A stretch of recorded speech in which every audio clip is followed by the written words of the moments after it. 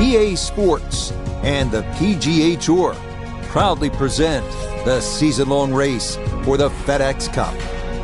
From beautiful Pebble Beach, California, it's live second-round coverage of the AT&T Pebble Beach Pro-Am. Well, let's face it, Mother Nature's just showing off this week. Pebble Beach, one of the crown jewels of American sport in all its glory, as we look at the Friday leaderboard. Your leader is Roger Sloan. He's currently at 8 under. For the golfer we'll be following, a low score is going to be a must in order to make the cut, as they're currently 4 shots below the line.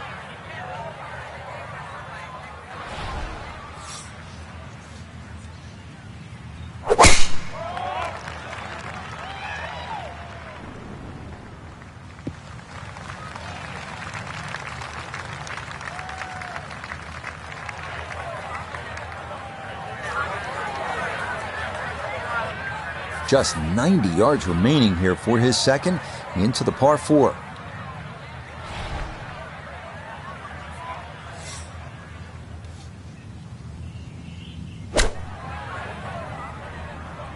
Stuck the follow-through right there. This could be really good.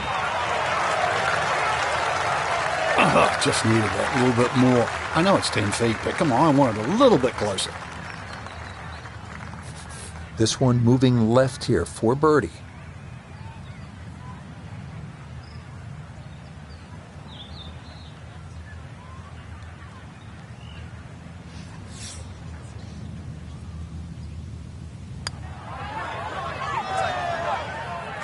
Nope, that's one you just can't leave short.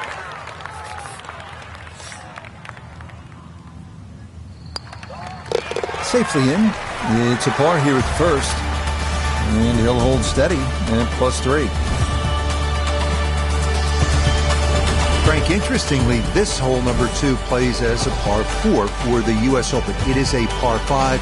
It's absolutely gettable, and players must take advantage. Certainly, Rich. Off that back tee, really you've got to grab a driver. I know there's bunkers left and right, but the decision is whether that tee shot finishes in the fairway, because if it does, you're going to have a crack at this par 5 and 2. If it doesn't, then you play the layup.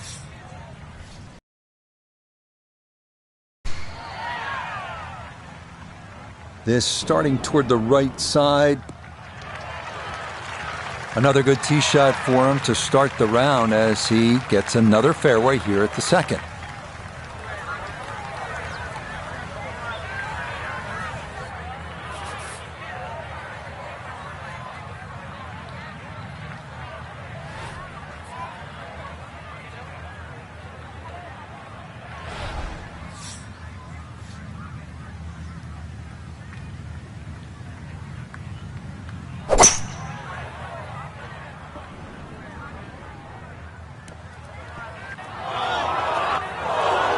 Really hit that second shot on the button to this par 5, but Frank couldn't get it to stop.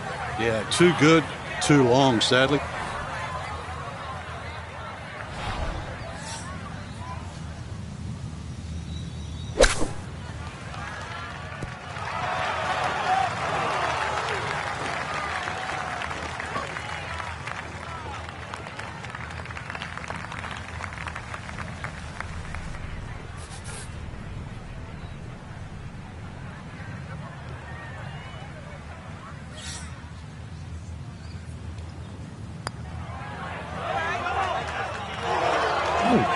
Goodness, that is too bad. That would have been a good birdie, but not to be.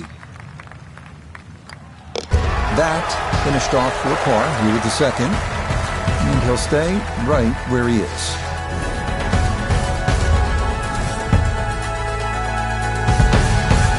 This is a pretty hole, the third. 397 yards, just a gentle dog leg to the left. You do have the option. If you're longer, maybe you just take it up over those trees and cut the dog leg, leaving yourself very short shot in. Or you can play it out to the right, have a little bit more in, but still certainly with a good chance at birdie. We'll remind you that coming up next week, we move from the serenity of the Pacific Ocean here at Pebble Beach to a scene that will be anything but calm. That is the Waste Management Phoenix Open down at TPC Scottsdale. Frank, I always think different venues, sort of different soundtracks. Pebble is crashing waves with Argyle sweaters. The Waste Management Phoenix Open, it's like a nightclub in Prague at about 2 in the morning. And I've been to Prague too, yeah. Except Prague doesn't have the 700,000 people. It's the greatest gate. Some say the greatest show on grass. It really is. That 16th hole, I'll tell you just one quick little story. Tom Watson, in his heyday with the late Bruce Edwards on the bag, it was the one hole he changed his routine. He would get Bruce to go ahead to the tee, all those people around, and he'd just say, give me the club and hit it. It was the one time he broke tradition. It's absolute frenzy at Scottsdale.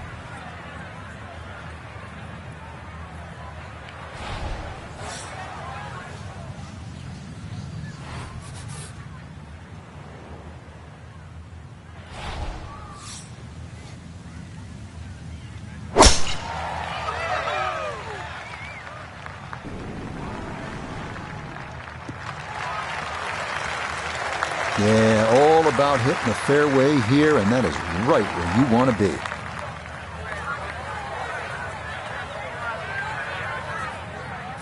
Second shot coming up. Let's check in for the first time with Notah Begay III. Huge drive off the tee, now in the driver's seat with a short second and a chance to get it close.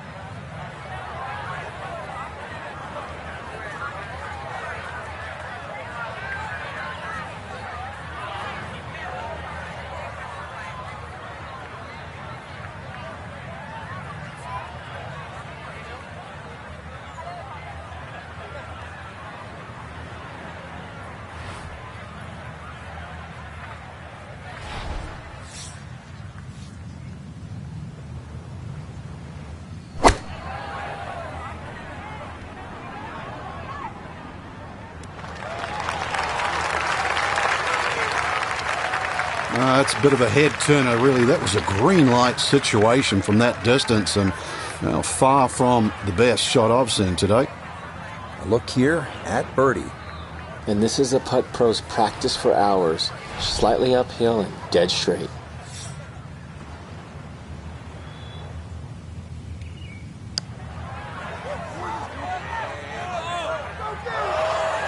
Got it there, but not quite on target.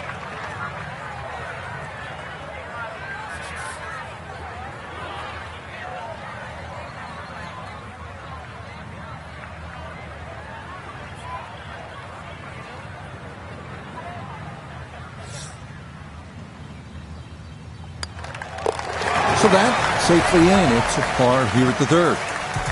And he'll remain right where he is.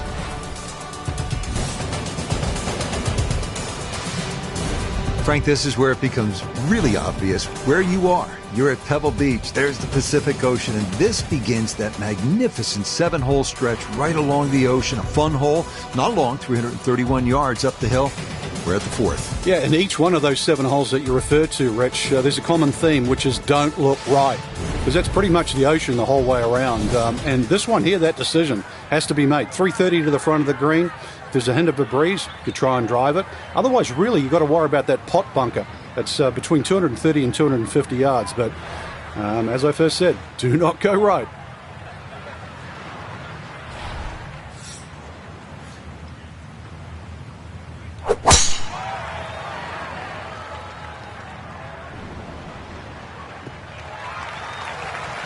As picturesque as they come, that is right down the middle.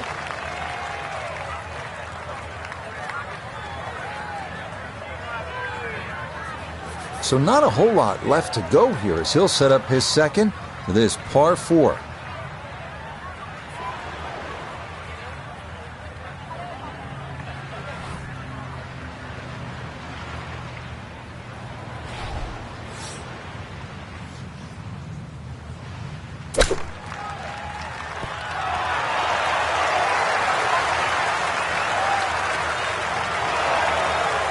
Really, you have to credit the tee shot because that was huge.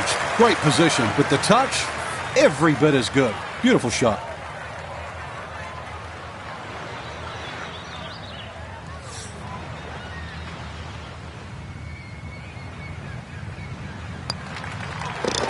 Not much to that. It is a birdie here at 4. And hopefully that can jumpstart the round because it's going to take a good one to overcome yesterday's performance and make it through to the weekend. We arrive now at the 189-yard par 3 called the New Fit. Despite being redesigned by Jack Nicklaus late last century, safest play here is to the left center of the green.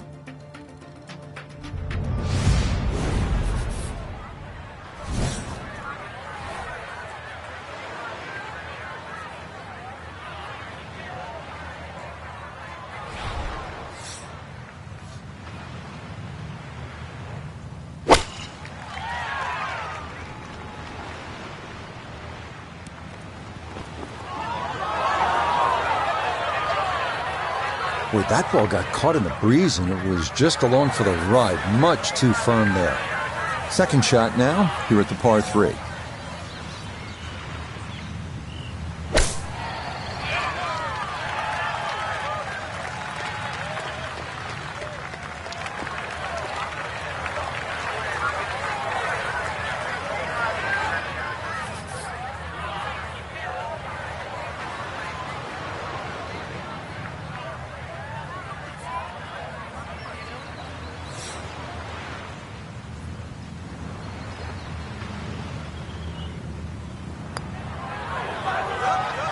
Nope, didn't see the break, and that slides by to the left.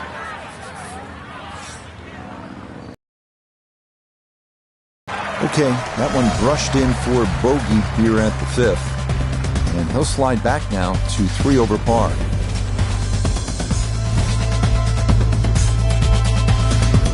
Frank, here we are. Another good scoring opportunity, the dramatic par 5 6th. It's easy to have that view of Stillwater Cove on the right, but that, needless to say, is not the place to go. Those 5 bunkers down the left really determine your strategy off the tee. Plus, you're playing from elevation, nearly 20 yards extra off the tee. So that run out at 360 at the end of the fairway, believe me, that's in play.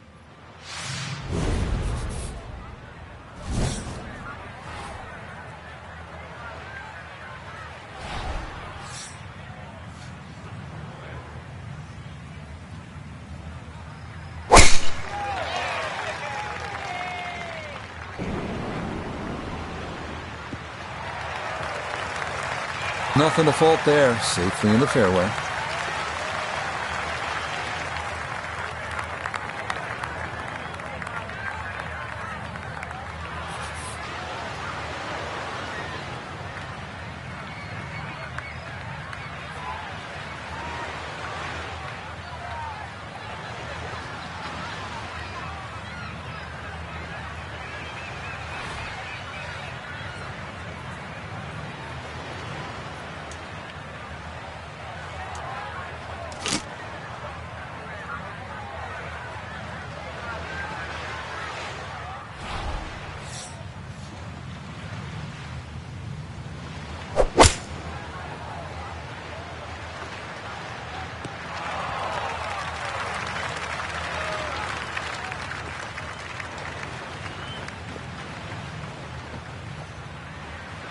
Normally they stick a tee in one end and a flag in the other. You're advanced the way. But that second shot on this par 5, that completely took the green out of play. Airmailed. That is a big mistake.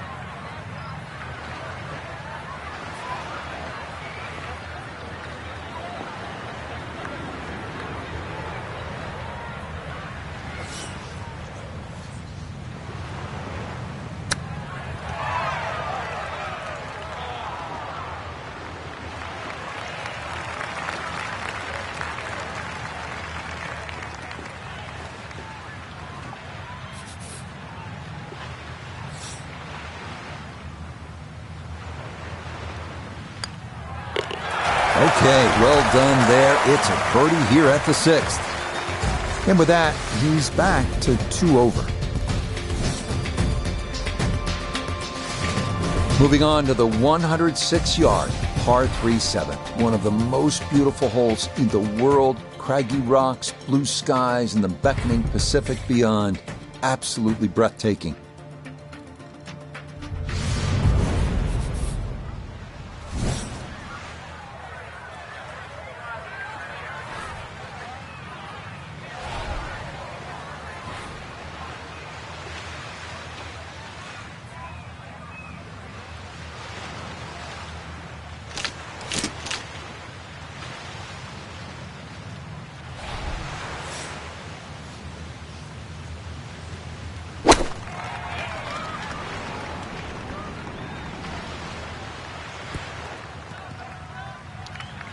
Certainly had enough power, just didn't have any touch.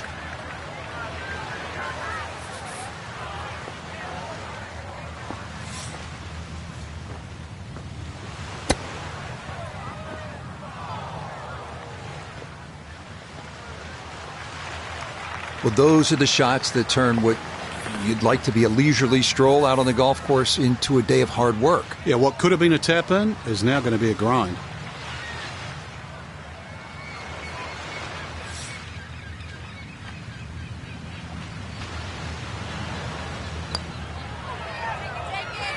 Oh, boy, you hate to give one back on a putt like that.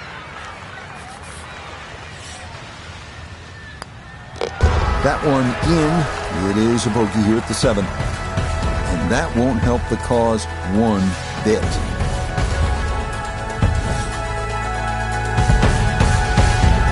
From the famous par 3 7th to the equally famous par 4 8th. Frank, what a hole. It is, Rich, and it starts, in my opinion, the best 3 consecutive par 4s in golf. This one's a little bit of a blind tee shot. That white rock that's just up ahead, that's your line. If you hit it over the right side of that, your run out is about 250 yards. If you go a little left of that, you've got another 20 yards up your sleeve. But do not go further than that.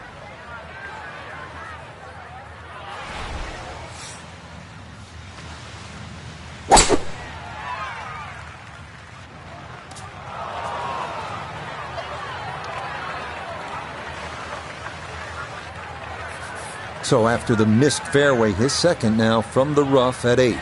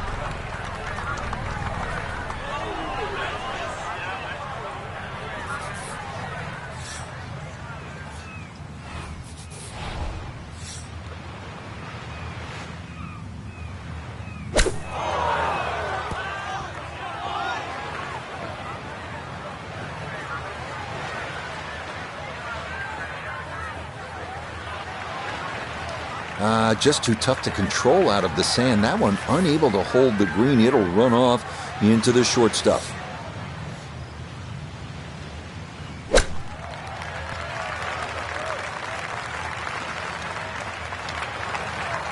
Well, he'll be putting, but not from where he probably should be. Yeah, from where he was I was expecting something inside 5 feet.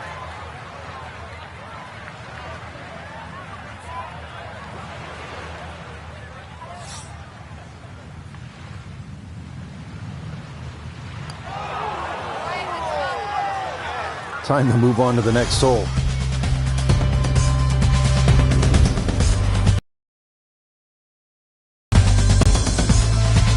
The thing about Pebble Beach is it's easy to lose focus, stare off the horizon, the Pacific Ocean, and all that beauty that surrounds you. But then you remember, and I'm playing the 9th hole here. This is one of the hardest par 4s in the world. Pay attention.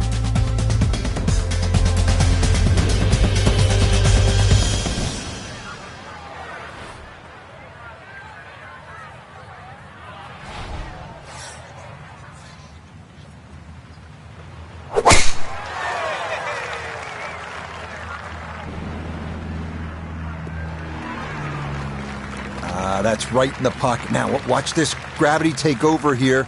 That's going to come on down the slope. Wow, really well done.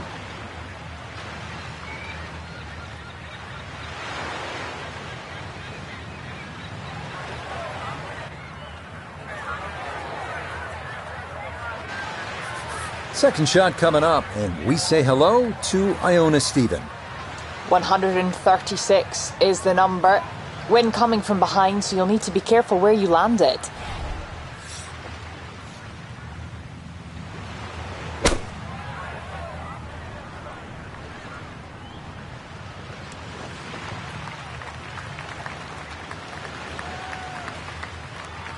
I imagine a missed club because that ball sailed past the flag.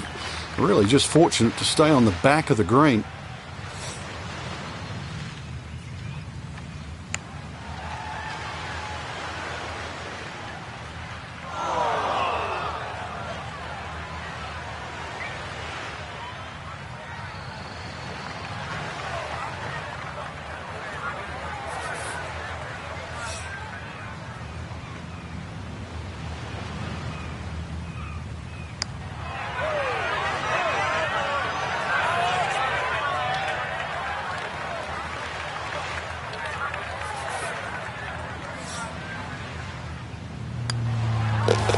Okay, a shake of the head as that one is finished off. He'll slide a bit further here to 7 over par. Now beginning the inward half here at Pebble Beach, and it is some start to this backside, Frank. A big, bold par 4, once again running the entire length of the Pacific Ocean along the right. Yeah, visually it's stunning, no doubt about that, with the world's largest hazard there on the right. So your mind does go to the left side of this fairway, but you don't want it to go too far left. Those 3 bunkers, they're very much in play. But really aim on the left side of this fairway because the fairway does kick to the right.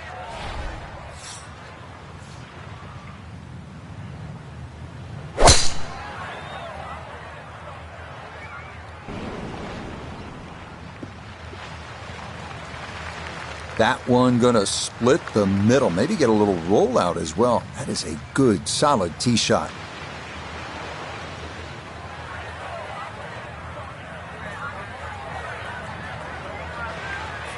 Pretty good angle here, getting set for his second shot just on the right side of that fairway.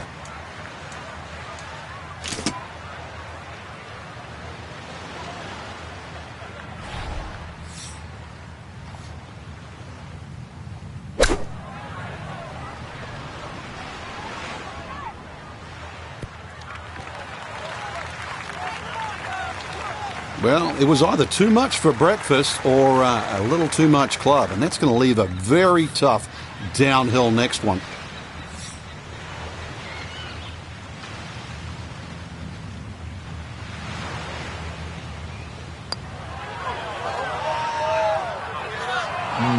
Nope.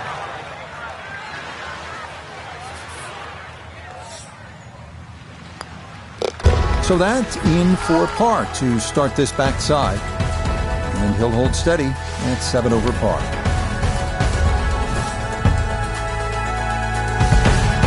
Now we come to the 11th hole, and now the golf course heads up and inland, away from the water.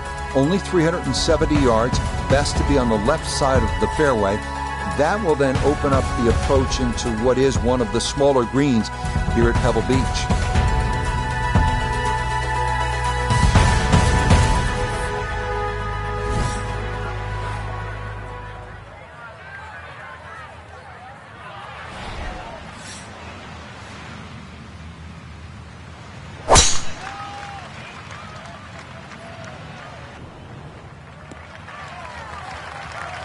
Just what you want at this point in the round. You're trying to find a rhythm, hit fairways, hit the middle of the club face. That's what they did right there.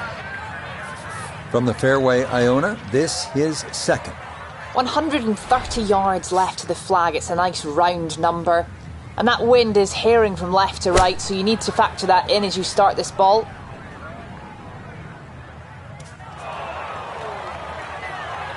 Well, had a good look at the green, but couldn't cash it in. In the rough now, wondering what might have been.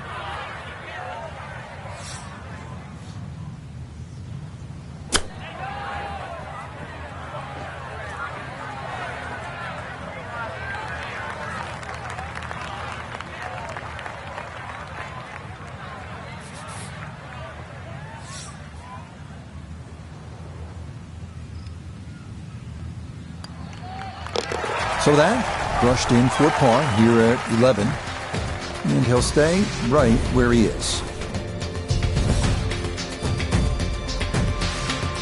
First par 3 now on the backside. Frank, this is sort of the forgotten hole, the 12, 202 yards. It is. It's in the corner of the golf course. If you look at the right side of the screen, it's very narrow, but that's actually the entry or the gateway. And the reason why I say that, that's the full width of the putting surface. If you're going to take the bunker on, you've got to carry the ball another 8 or 9 yards. But one thing in your favor is this hole plays 10 yards downhill.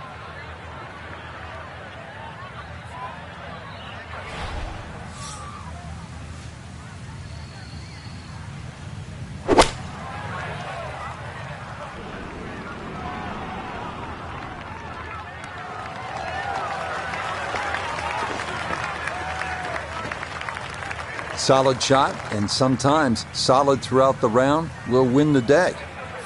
A long one coming up here for birdie.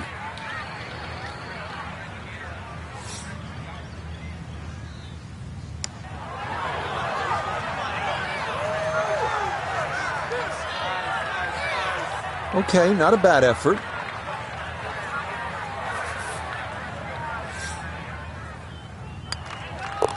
That one safely in. It's a par here at 12. And he'll remain right where he is.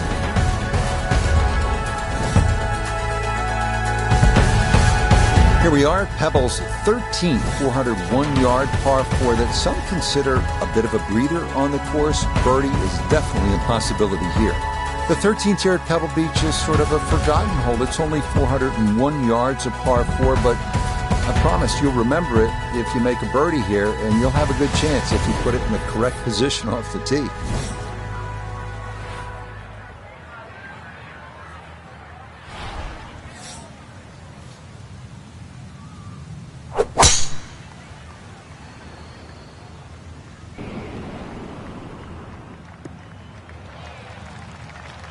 And that, a good-looking shot there, well placed in the fairway. Gotta think this an extra half club or more as he sets for his second into the wind.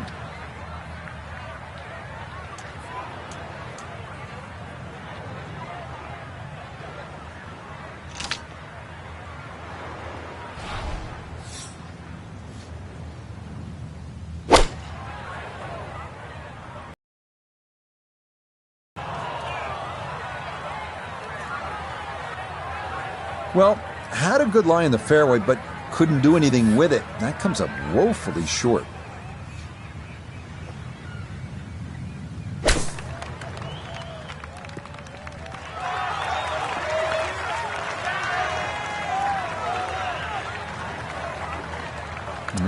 Good soft hands. That is nicely done.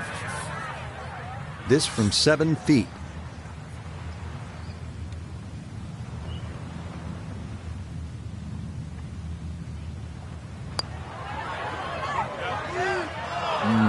Well, you miss 100% of the putts that don't get there, right? Lesson learned. Okay, that one finished off. It is a bogey here at unlucky number 13. And that's going to drop him all the way down to 8 over par.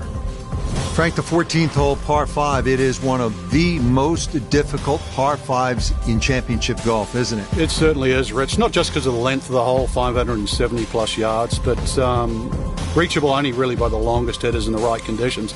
But it's the third shot. I've got to rank the third shot as probably the hardest short wedge shot, right up there with the 15th hole at Augusta.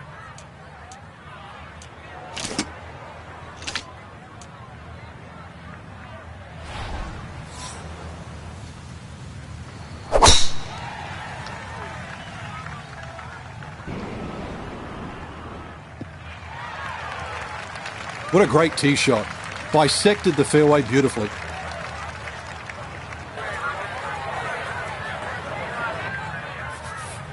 Now from way back, better than 300 yards, a second to the par 5.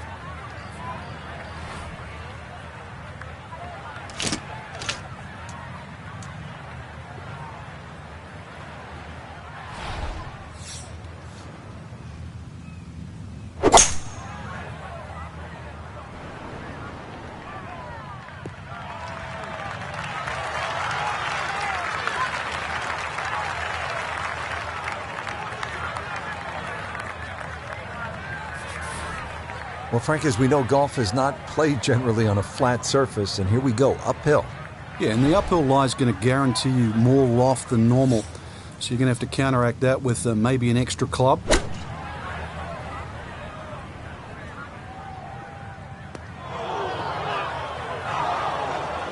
That's a disappointment right there, Frank. Yeah, green light special, really. Come up considerably short.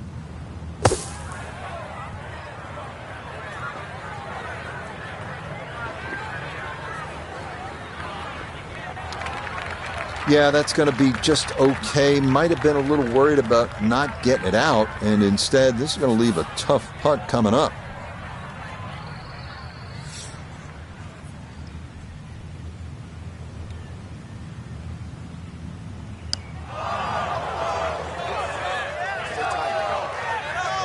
Nah, that needed a little more firmness up the slope.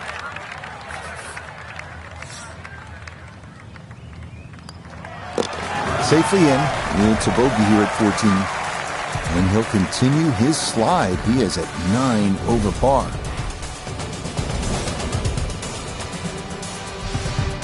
Next up, the 393-yard par 4 15. Tee shot in the fairway gives the players an excellent shot at birdie, but be careful losing it right onto that 17-mile drive.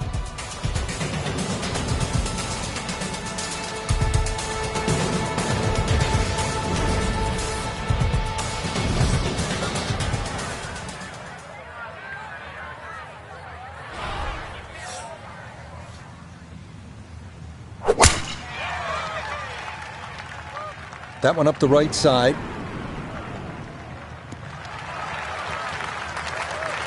Solid. A good drive in the fairway.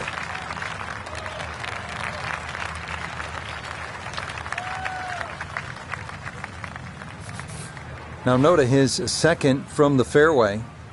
And 115 yards left to the hole. Wind definitely hurting in his face.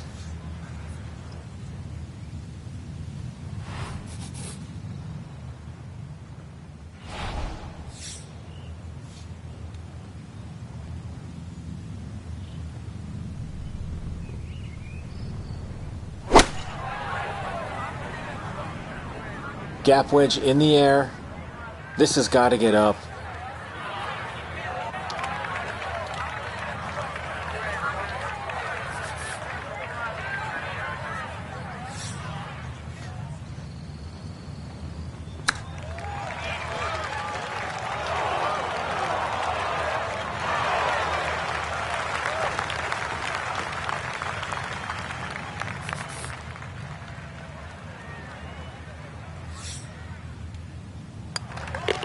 Okay, a solid par here at the 15th. And he's going to stay at 9 over par.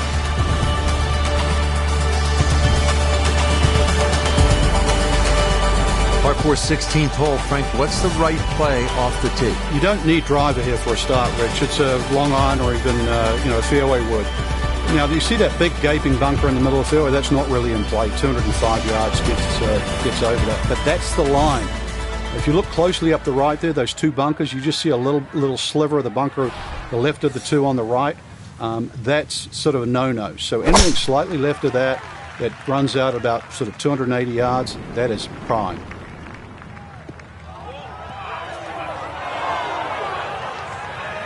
So that sets up a tougher second shot, missing the fairway with the drive, now in the rough. Ball appears to be sitting up here in the rough at the 16th hole. Decent lie, but you just won't be able to get it to spin. See what he can do now with this, his second shot.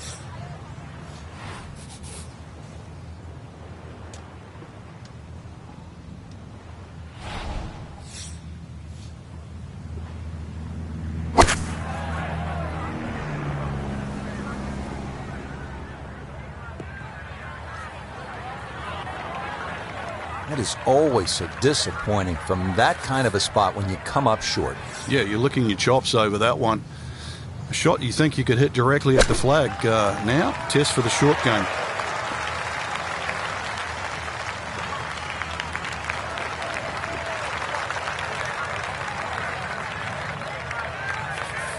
Now a 7-footer.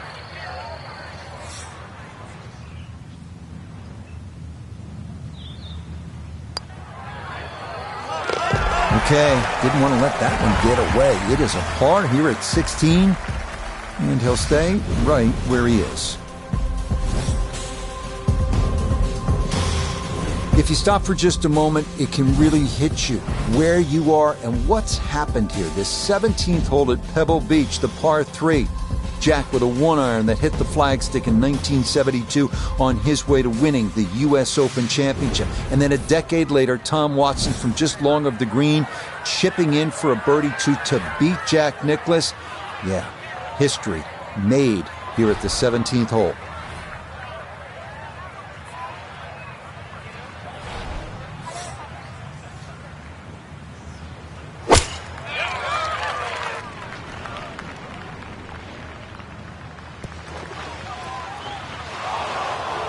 And continued problems off the tee. That ball going to come to rest in the heavy rough.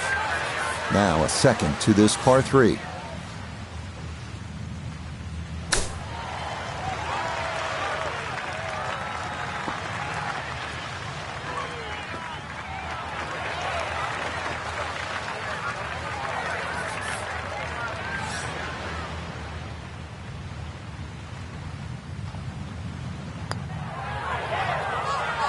Oh, boy, you hate to give one back on a putt like that. That one finished off for bogey here at 17. And that's going to move him all the way down to plus 10.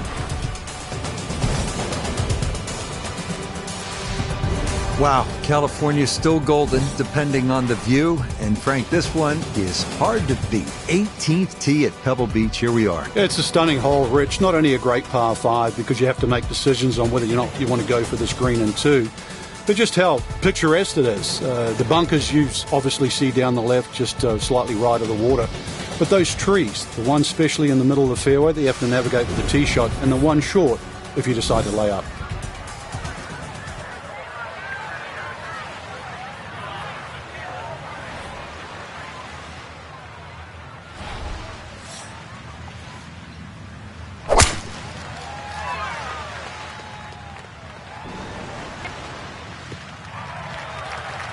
Well, you can't walk out and drop it any better than that. That is a fine tee shot right there.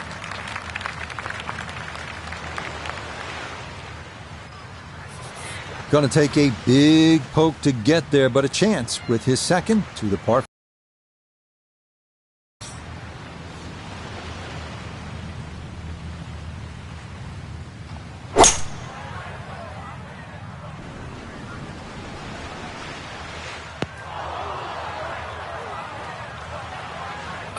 Par 5s too. They're the ones you really want to make birdie on. But the second shot, it's gone into that bunker. It's an awkward third.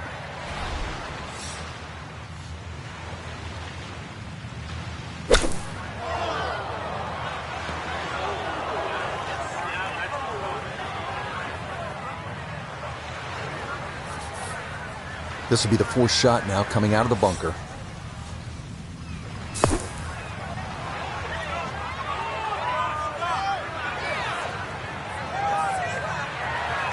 Line may have been a little more sunken in than we had thought, but all in all, not a bad shot out of the bunker.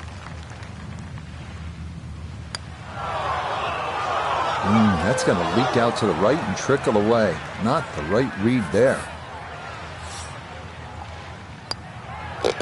Okay, a shake of the head as that one is finished off. And that's going to drop him even further down the leaderboard. So, Frank, this a very difficult Friday for our featured golfer. Nothing seemed to go right. And this is going to wind up an MC.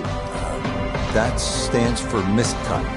Not hammer, that's for sure. You'll feel like hitting yourself with a hammer. It's tough. I mean, just goes to show once again, Rich, as we know, we're human, not robots. But the human thing to do, get back on the range. Till next time, for our entire cast and crew, I'm Rich Lerner. This has been a presentation of EA Sports PGA Tour Golf. So long, everybody.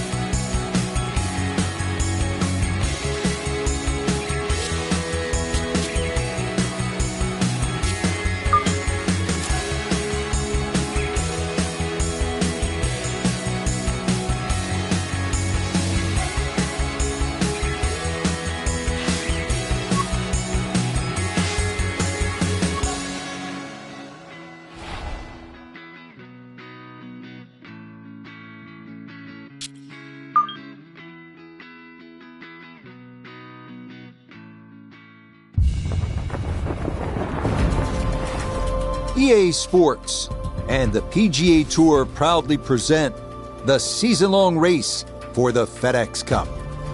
From perpetually sunny Scottsdale, Arizona, it's live opening round coverage of the WM Phoenix Open.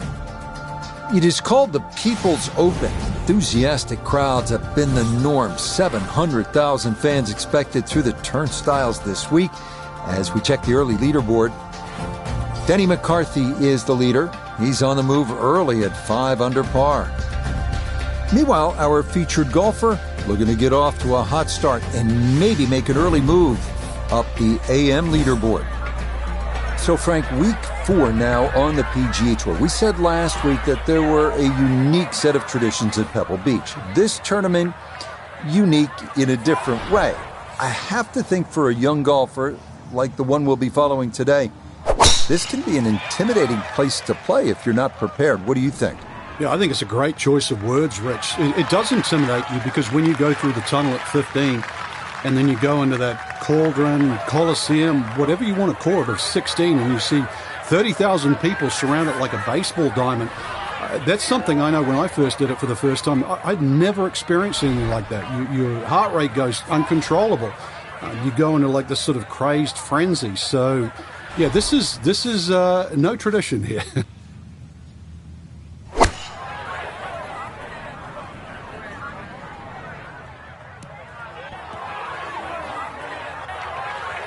Needed maybe half a club more there. As it is, needs to get up and down to save par.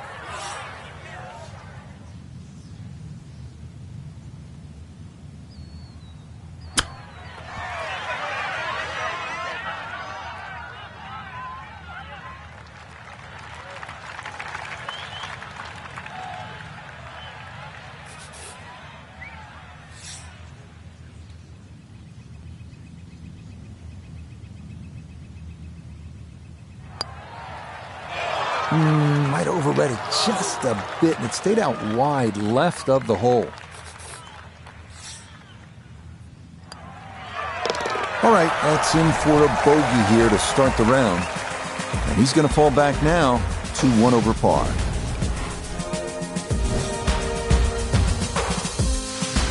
Such a thrill playing in the Masters as a professional for the first time. Frank, if you could take me back through your first round, your first tournament, what do you remember most about that experience? Good and bad, really. It was the first cut that I missed as in a major championship. But in those days, they didn't use the top 50 of the world rankings, so I really didn't get into my sort of early mid-30s.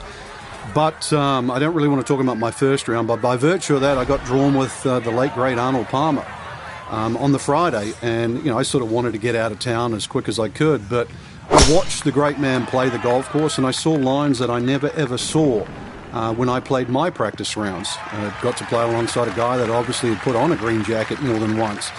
And while that was a Masters I'd like to forget for different reasons, the very next year I finished 4th. So I credit that to my rookie year and playing with a man that basically could play the golf course backwards in Arnold Palmer.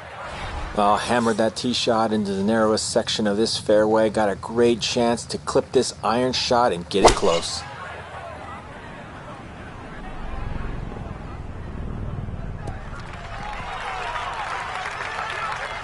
Now it's a decent-sized green. It's not bad, just a little past the hole. Now this for birdie. And this is when you'd expect to make more often than not. Not too much undulation, maybe just a slight move to the right. That's going to scoot a foot or 2 by.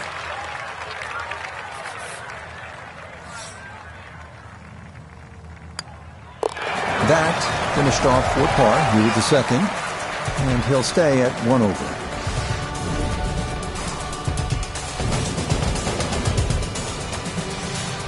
Now on to the third, first par 5 on the course here at TPC Scottsdale. Yeah, the length of the hole hasn't really changed. It used to be 2 fairway bunkers down the left. Now there's only 1. Still a hazard that runs down the right side. A strategic hole if you can't make this par 5 and 2 in a brand new green that has been completely changed.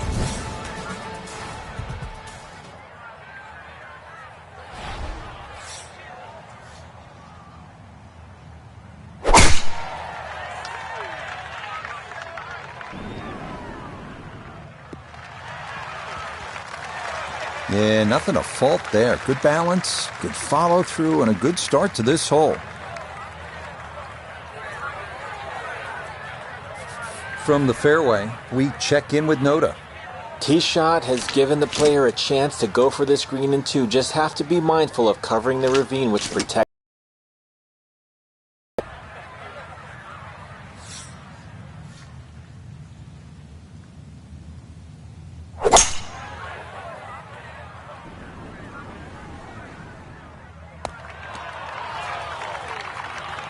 Two shots around this green is always good. Now, for a little CVS, perhaps a third shot on this par 5, get one close, maybe make 4.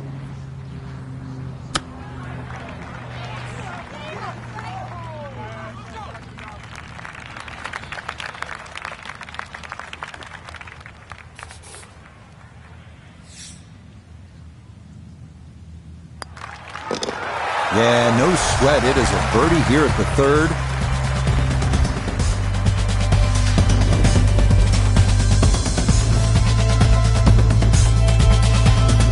Frank, what kind of shot is required here at the par 3 fourth? A little drop shot par 3 down the hill in today's standards because it's under 200 yards. Series of 3 tee boxes, so plenty to choose from there. The entry into the green is well protected now by the 2 bunkers, one in the centre and one on the right front of this green.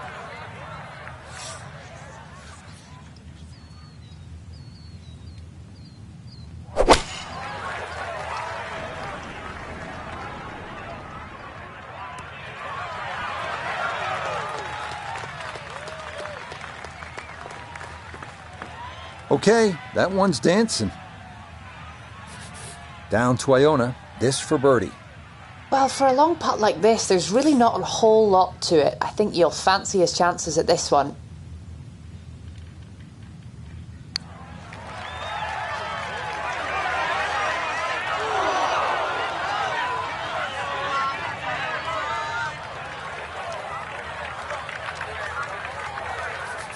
Ten-foot putt left.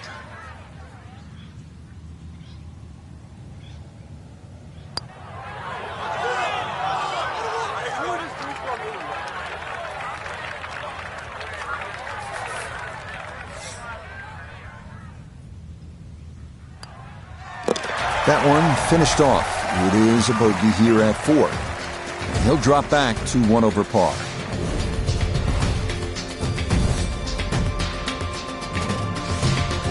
Heading now to the 470-yard par 4 fifth. This hole is all about the drive. Hit the fairway and the approach is simple, but a massive bunker on the right is trouble, making an approach over a wash very difficult.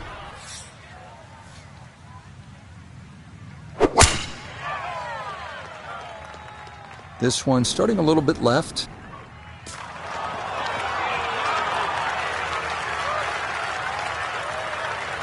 That got a fortunate bounce. It'll be just fine. From the fairway, let's go to Notah. The 5th always plays one of the most difficult holes at TPC Scottsdale, so finding the fairway gives you the green light to go ahead and try and make a 3.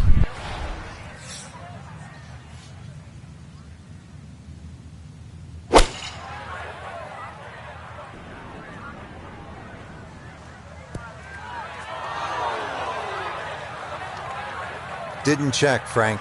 Yeah, just not enough spin on that, really. I mean, that almost like took that first bounce and just ricocheted forward.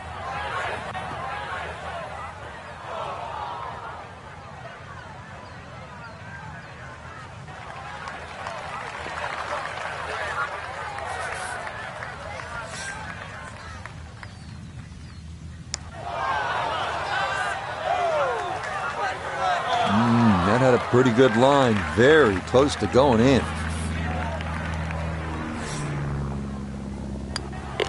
Okay, that one brushed in for bogey here at the 5th. And that's going to move him back to 2 over par. Par 4 6th, and Frank, a couple of options here. Yeah, a hole that bends to the left. A draw is the preferred shot off the tee. The longer hitters will have a big advantage. They'll be able to get it down there and just have a pitch or a short wedge into this. If you're not, that long, then you're going to have to lay it back short of those bunkers. That's going to leave a lengthy second shot.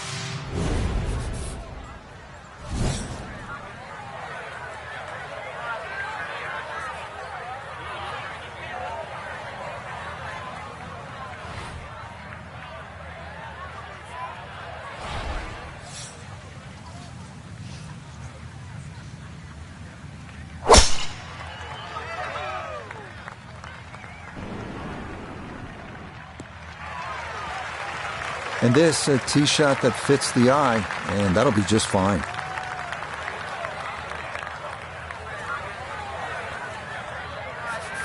From the fairway, Nota, this is second. He's got 116 yards to the front, 148 to the hole, coming off a bogey on the previous hole. Got to get it back here.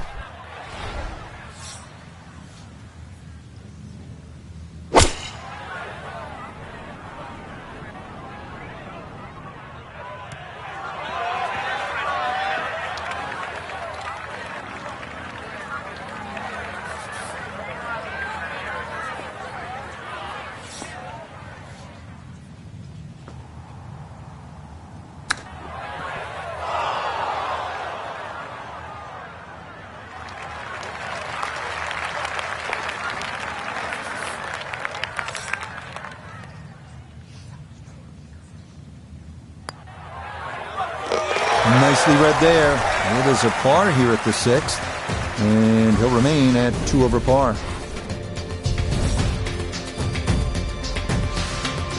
Arriving here at the longest of the par 3s at TPC Scottsdale, the 215-yard 7th. This green features a false front, so you don't want to be short, especially left, where a big bunker guards the putting surface.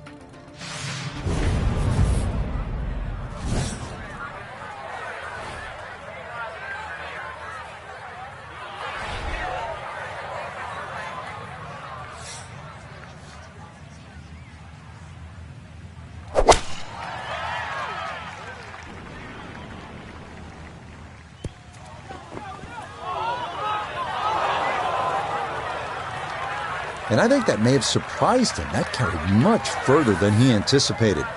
Now some touch needed here for his second.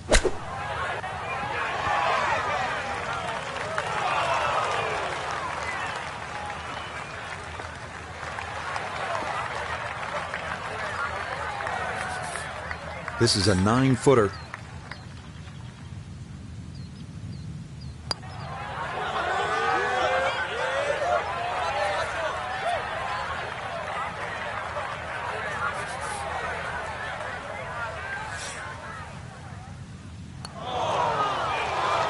Nah, might have stared at that one too long. Sometimes you just got to go with your gut. Okay, finished off there for double bogey. And that's going to move him back to 4 over.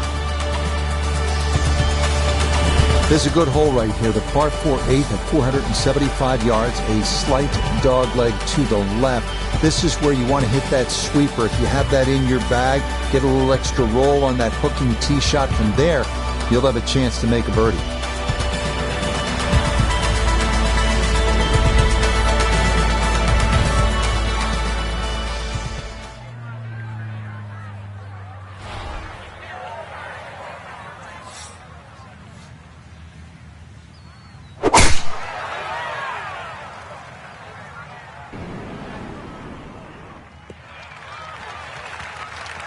It's so hard to bounce back after a huge score, especially when you're still reeling from it. But try and pull the screws back in the head there. Just take a little breath, maybe 2. Decent swing. Don't try and kill it. Exactly like that. Really good shot.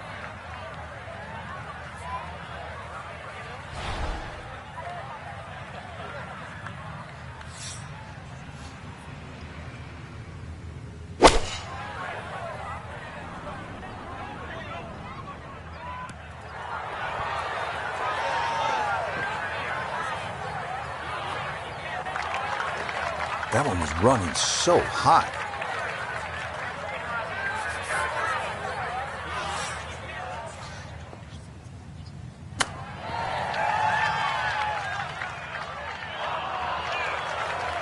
Oh, how about the touch right there? Very well done. Hard to do much better than that. It was nearly perfect. Okay, that in for par here at the 8th. And he'll remain at +4.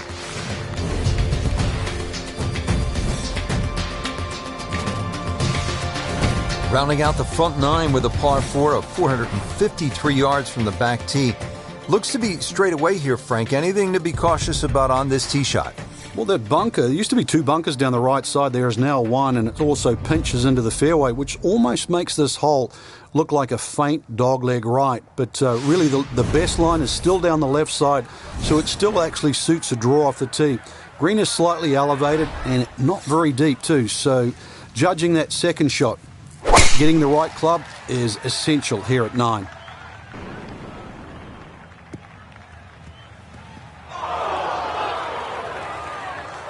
Nope, that wasn't the right line, and he'll pay the price as this ball gonna run off the fairway and into the bunker.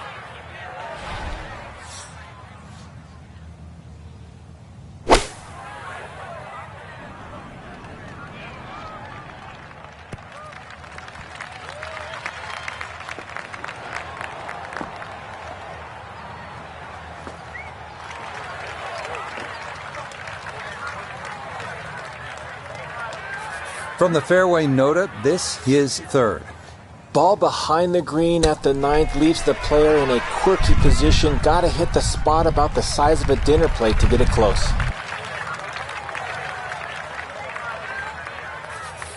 And this will be a 5-foot putt here.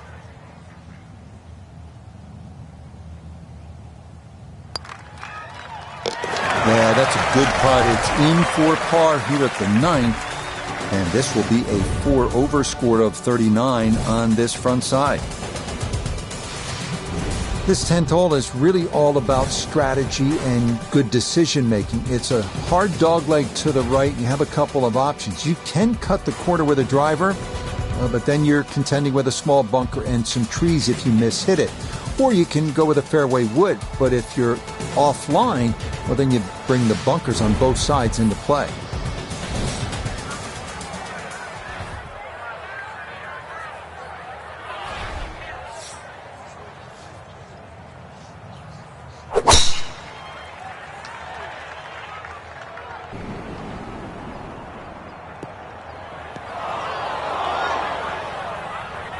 And that one not straight enough. It's going to work its way into the bunker. Anything on the green would be a good result from here as he readies his second out of the sand.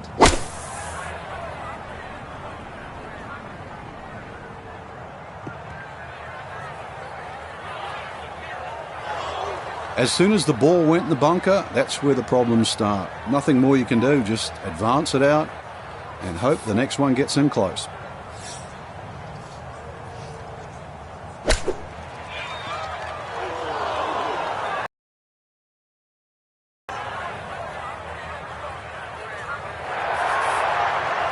Awkward little bunker shot, just splash it out, let the ball run towards the flag.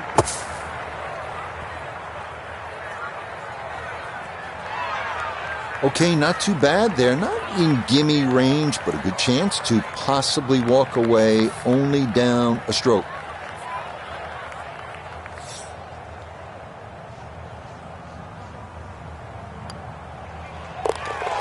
Well read. That's in for a bogey 5. And he'll fall back now to 5 over par.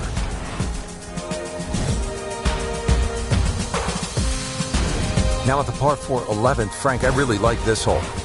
Well, you might be the only one, Rich, because this is an absolute scorecard wrecker.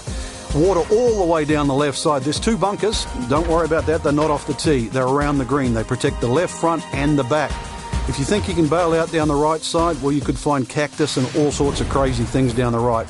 And believe me, go down there, more than anything, they'll wreck your scorecard as well.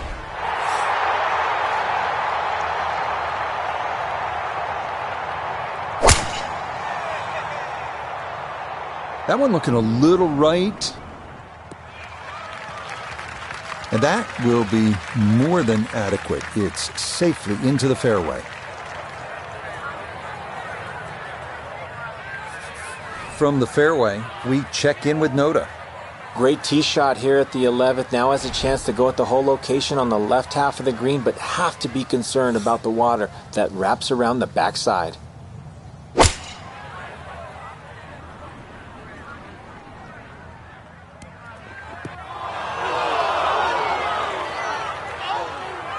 That's got to be disappointing. Good lie in the fairway, and the approach winds up in the bunker.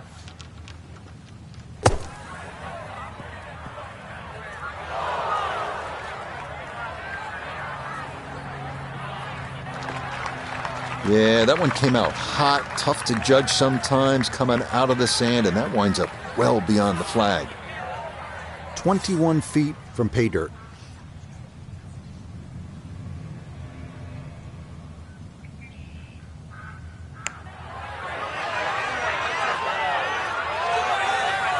Okay, didn't quite get it there, but that's a decent effort.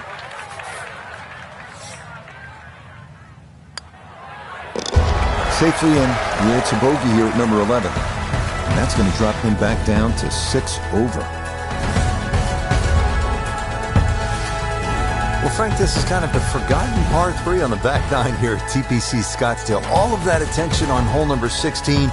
What do you think of the par 3 12? This is by far tougher, Rich. Downhill tee shot, especially off that back tee. Bunkering down the left, sort of it catches your eye, but it also takes your eye off the water, which is behind and to the right of this green. Got to be careful. This is a real sleeper, this par 3.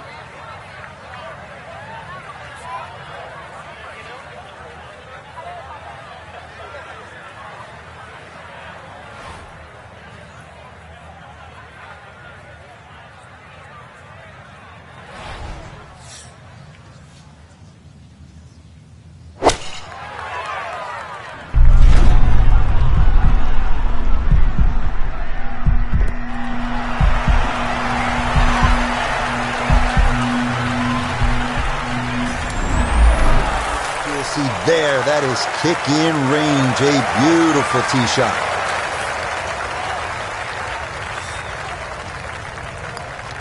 Well, a poor round really got a whole lot better after that tee shot to this par 3. It's not quite a hole-in-one, but it is a tap-in birdie. Next up, the 558-yard par 5 13th. Great driving hole featuring water and desert on the right, mature mesquite trees and a big bunker on the left. Drive the ball between that trouble, and the green is definitely reachable in 2. This is a good scoring hole.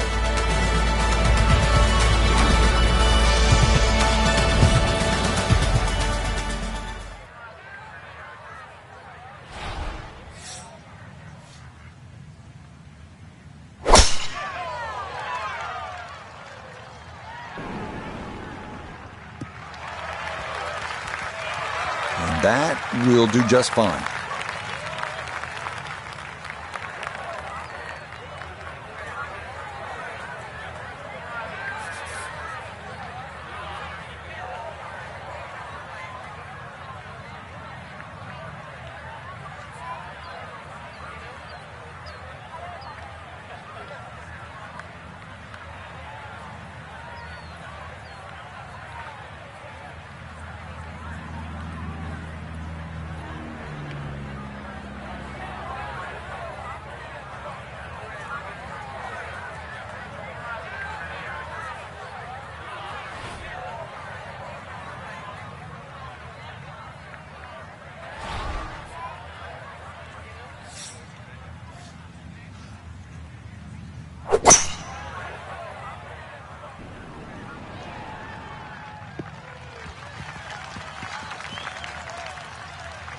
Good second shot, that last bounce. A little unlucky, but still that third shot sits up rather nicely into this par 5.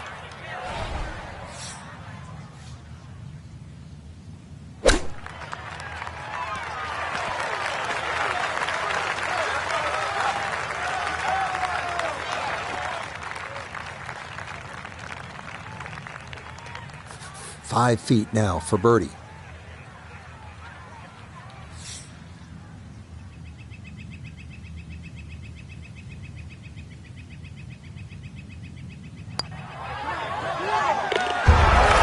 Nicely done. 2 straight birdies here early on this backside.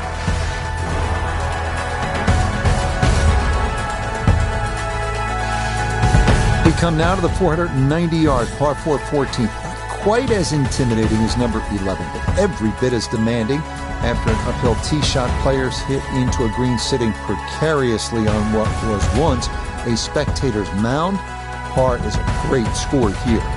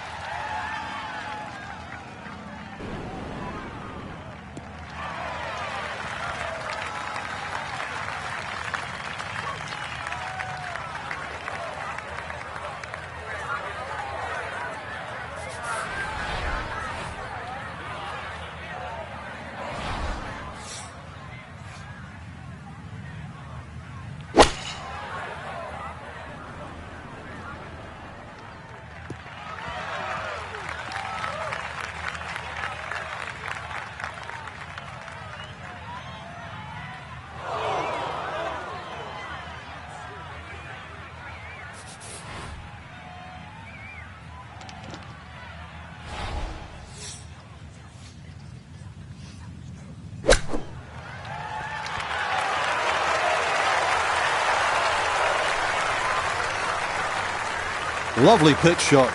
Just nipped that ball off the turf. Just flew through the air beautifully. Sat down fairly quick as well. Good shot. No issues there. It is a par here at 14. And he'll remain right where he is.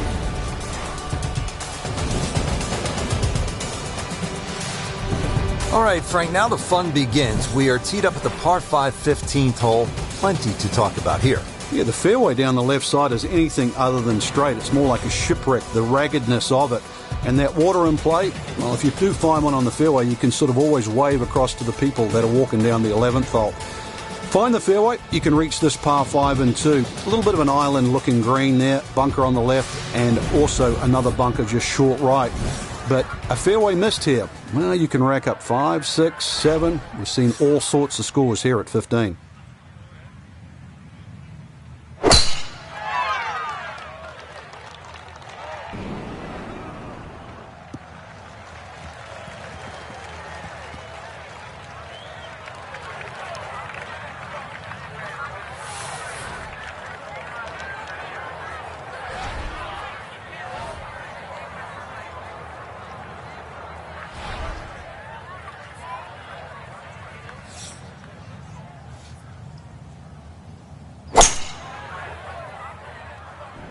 Oh, this could be trouble.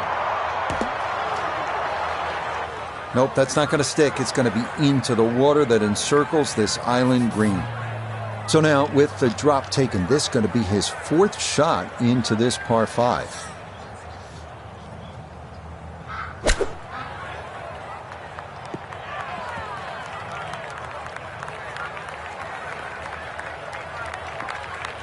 The strike was fine on the pitch shot. Ball first, then turf. Just wasn't really hit hard enough. He'll have 17 feet on this putt.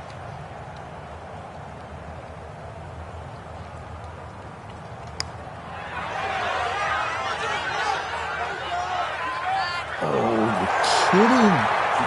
This game's unfair sometimes. That luck did the whole way. Okay, a bogey here at the 15th. And that's going to drop him down the leaderboard just a bit.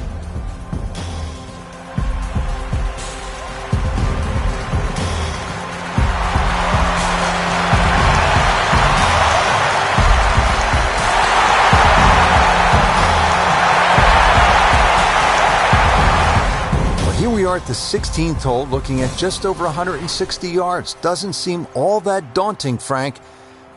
But 160 yards with 20,000 people, horned into a little stadium in the desert, that makes it a different story. It certainly is. This was one hole, too, where Tom Watson would send his caddy forward. He would stay back by 15. His caddy would get his yardage. Watson would simply walk on the tee. His caddy would give him the club. He would not go through his normal routine. He would simply just head away. It was one hole that he never wanted to think about. It might look simple, but it's what the player feels.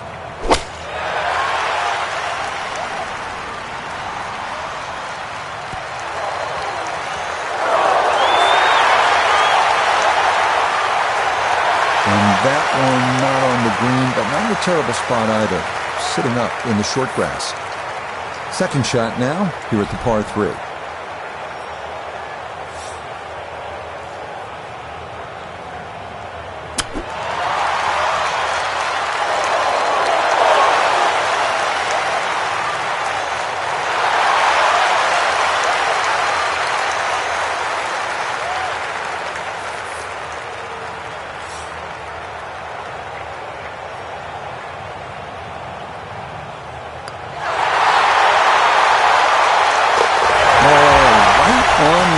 All the way, it is a par here at 16. And he's going to stay at +5. Well, these short, drivable par 4s are all the rage in golf, but the designers here at TPC Scottsdale, Jay Morrish and Tom Weiskopf, were really ahead of the curve. This was one of the first, and it still remains one of the best. Short par 4s in the game, all about risk and reward.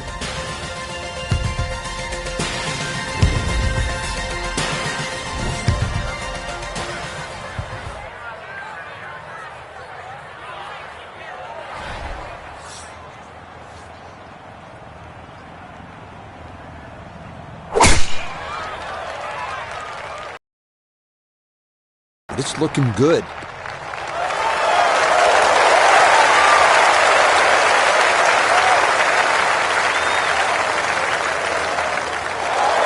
I mean, that is a sight to behold. What a spectacular shot we just saw on the par 4 with a drive in one.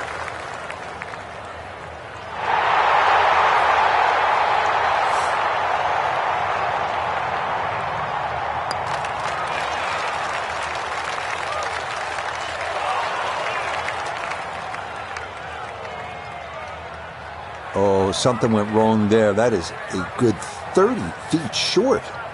We welcome in Iona Stephen. This, a putt for birdie. There's really not a lot in this. It's going to get a little help from the slope, but not a lot to it.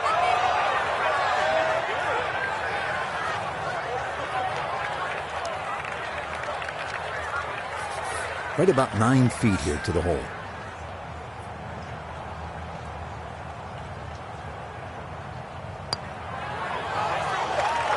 Ooh, that's got a little bit more movement than you think, and that'll slide on by.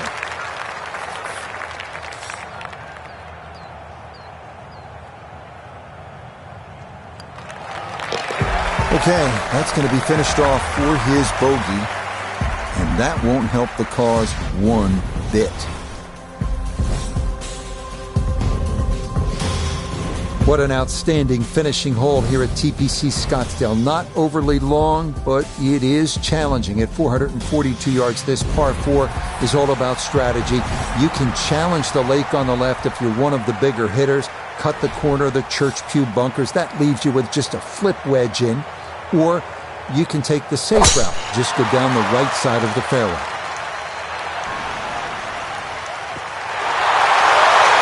No problems there. That's going to wind up safely in the fairway.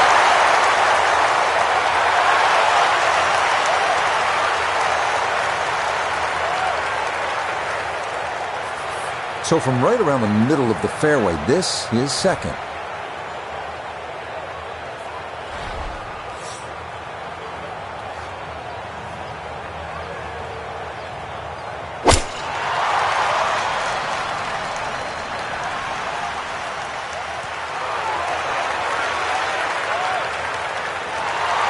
And that won't be too bad. It'll run just off the back and onto the fringe.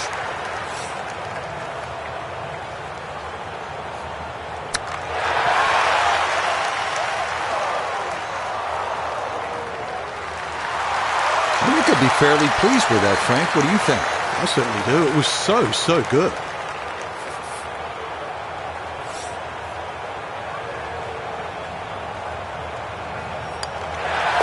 Okay, so that will wind up a par at the last.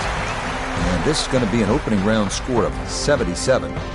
So 1 round complete, and Frank, this is such a good field this week. We may see the cream rise to the top come Sunday. I hope you're right, Rich. This is a great golf course, too. It's one of those ones that really does separate the field. I hope it...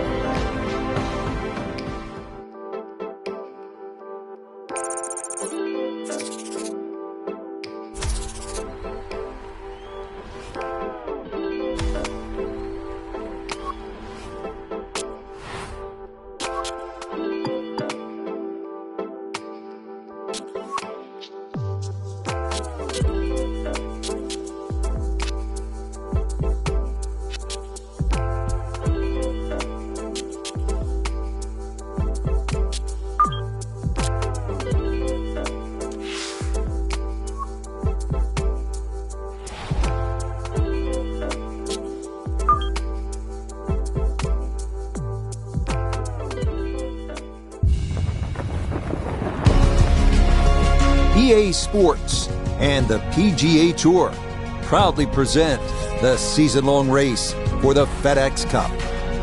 From the Sonoran Desert and always entertaining TPC Scottsdale, it's live second-round coverage of the WM Phoenix Open. It is known as the greatest show on grass, and it has lived up to that moniker through the first couple of rounds as we take a look at the Friday leaderboard. We've currently got a tie at the top at 5 under par. As for our featured golfer, it's going to take something special to play the weekend as they're currently 5 shots below that cut line.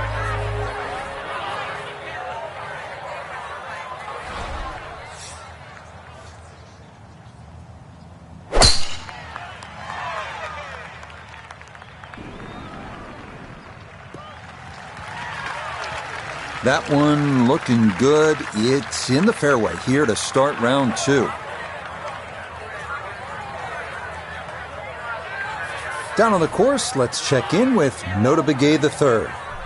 Rich, great tee shot to start the day. Now looking at an approach shot with no penalty areas and no bunkers around this green, so all you're taking a look at is that hole location. That's a disappointment right there, Frank.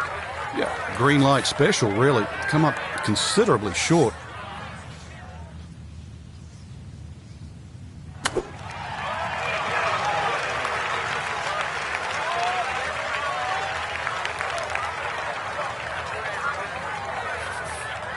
From about 8 feet.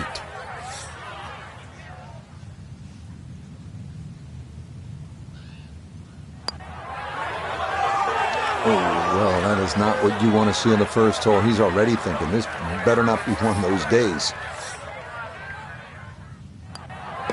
Okay, it's a bogey here at first. They'll slide a bit further here to 7 over par. The second hole at 442 yards of par 4 is tempting. If you're one of the longer hitters, you might want to challenge those 2 fairway bunkers on the right. If you carry those, you'll have another chance to make a 3.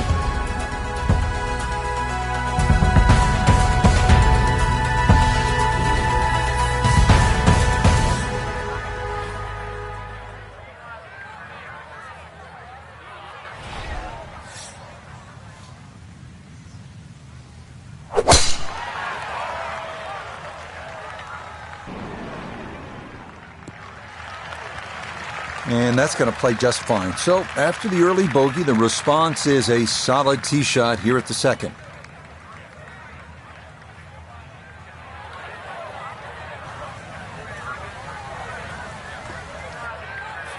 Perfect spot to play this second, middle of the fairway.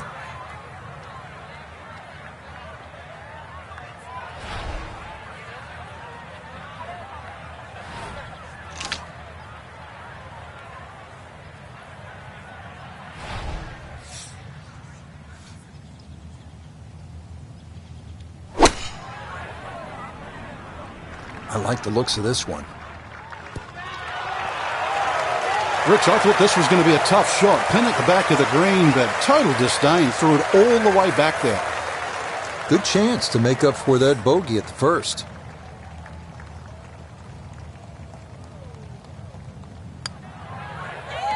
Yeah, well done. It's a birdie here at the second.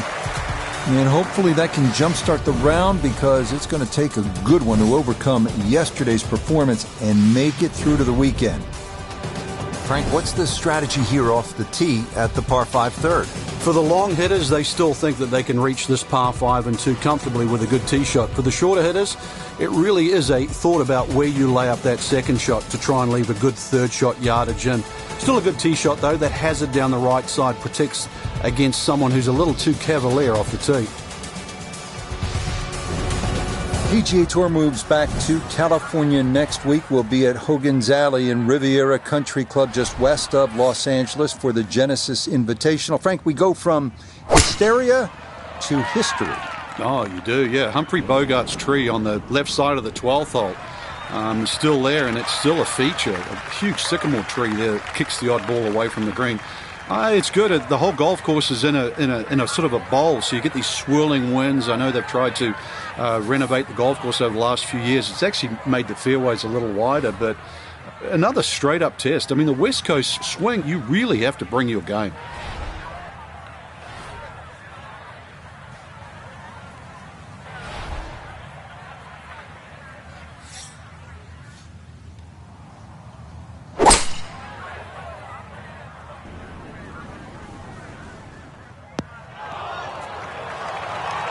Almost a great shot, just missed it a fraction to the right of this green here at the par 5. Yeah, but a chip and a putt, still make 4.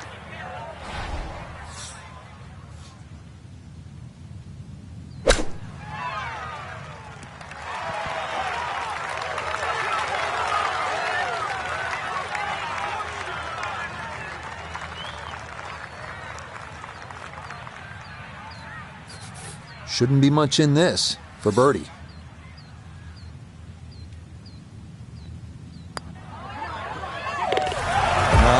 Nicely done. Things looking good early. That's birdies at 2 and 3. And he'll get things back to 5 over. It's not the most famous par 3 at TPC Scottsdale, is it? But it is the first. The fourth hole at 183 yards, just a bit uphill with an elevated green. It is well guarded by bunkers.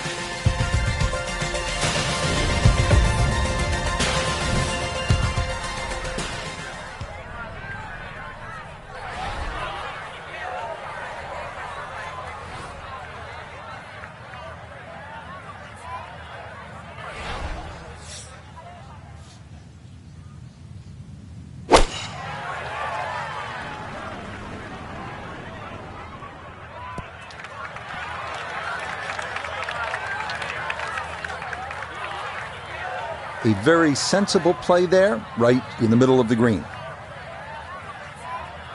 Look here at birdie. Yeah, it's just very slightly up the hill. I don't think it's going to move more than a ball or so to the right.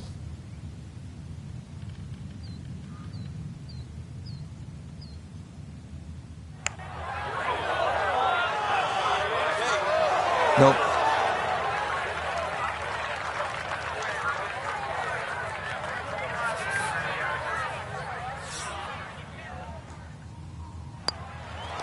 Okay, that one finished off. It's a par here at 4. And he'll stay right where he is. This can be a tough hole, this par 4 fifth at 470 yards. It is made considerably easier if you pound your drive. And you need to hit it long and straight. From there, you'll have a chance to access the whole location and maybe make a birdie.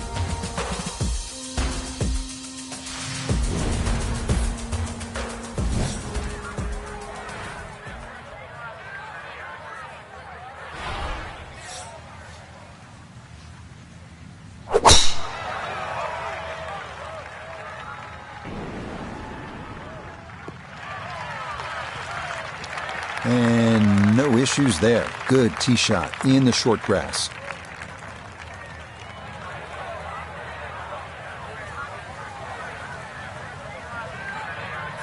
From the fairway, let's go to Noda. The fifth always plays one of the most difficult holes at TPC Scottsdale, so finding the fairway gives you the green light to go ahead and try and make a 3.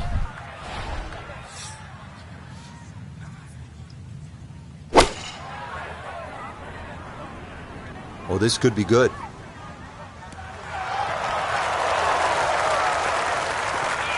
Just went a little bit too far and a little bit to the right, but still, anything inside 10 feet is excellent on this hole. 50% on the make percentage. It's for birdie.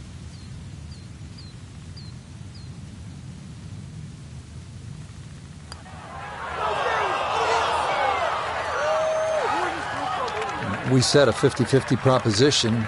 He's in the wrong part of the 50 now. Just 5 feet left. Yeah, that's good putt. It is a par here at the 5th, and he'll remain right where he is.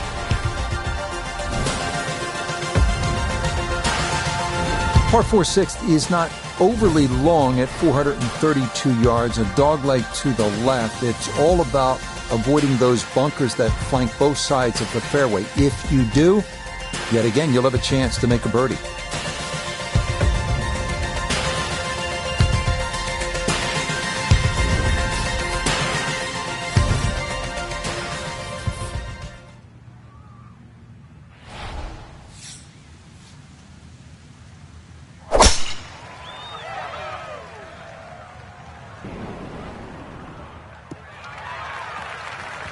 Wow, that is a good shot.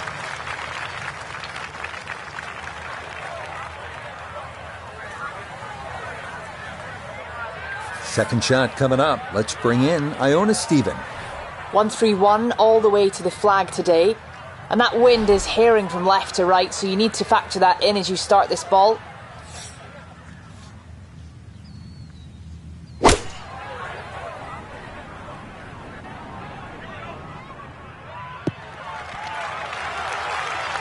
It's a good shot, but does leave that little uphill putt, so that one will be slow.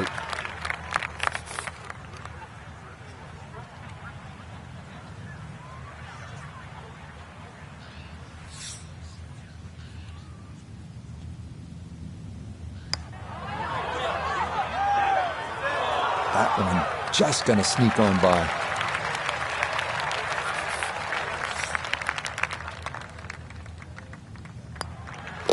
Safely in for par here at the 6th. And he'll stay right where he is.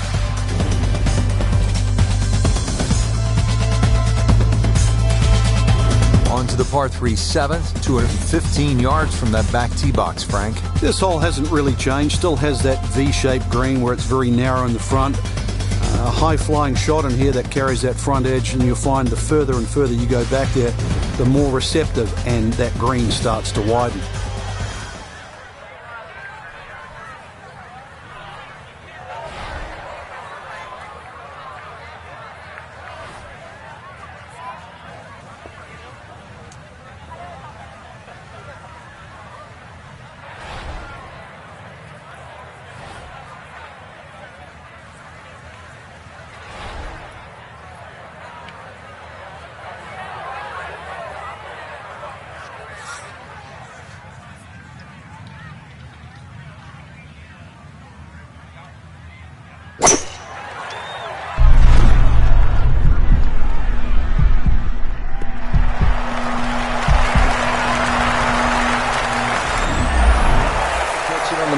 Face every time. That's on the middle of the dance floor, and a birdie putt coming up.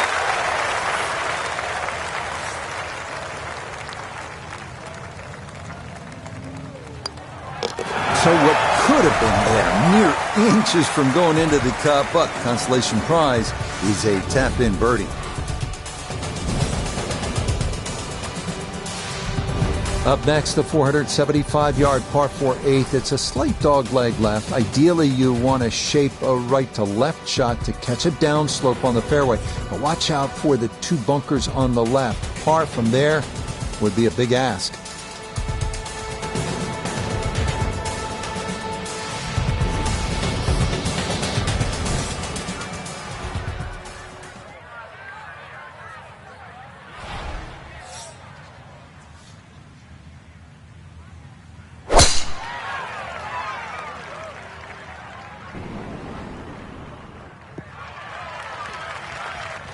Yeah, good swing and a good result, as that is safely into the fairway. Now Notah, his second from the fairway. He's looking at 141 yards to the front, 160 to the hole. Much easier wind for a left-hander coming in from left to right.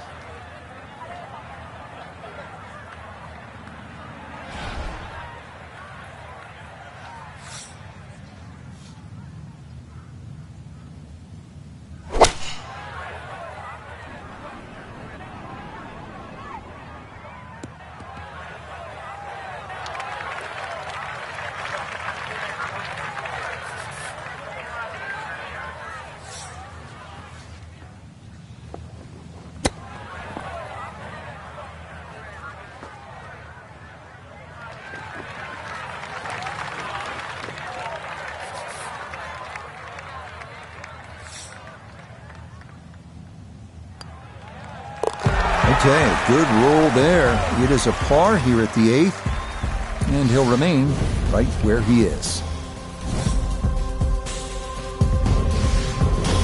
We close out the front 9 with the 454-yard par 4 9th. Avoid the right-hand bunker off the tee, and you should have a good look into this green, which is separated by a large hump running right through the middle of it.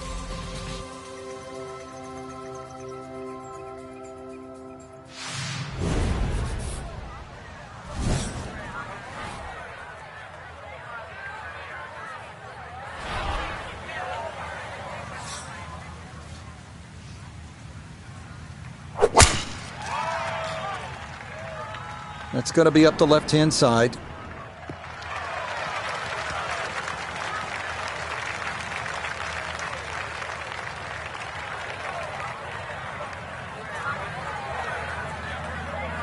From the fairway, we check in with Noda. Fairway at the 9th, one of the widest on the golf course, so ball easily finds the fairway. Now can take dead aim at this whole location to this narrow green.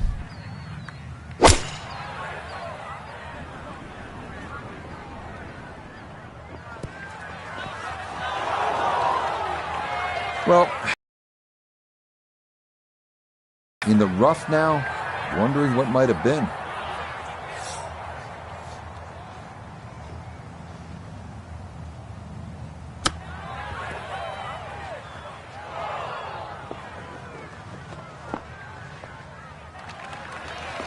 And that's not exactly ideal. Far from a tap-in for his par. You're being too kind.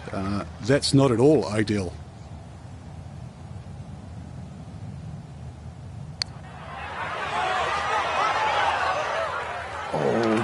Kidding?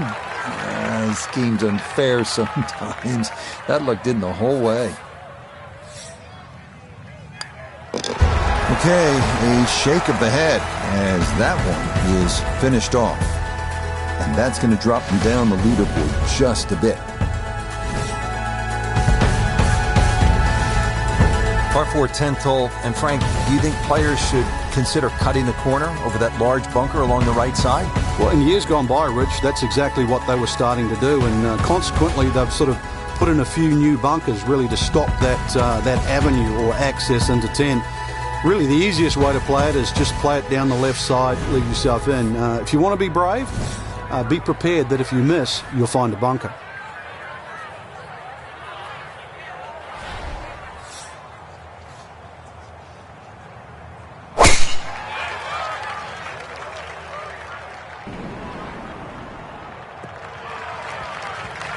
Yeah, that's a nice swing, and the result is going to be a tee shot that is set up just fine.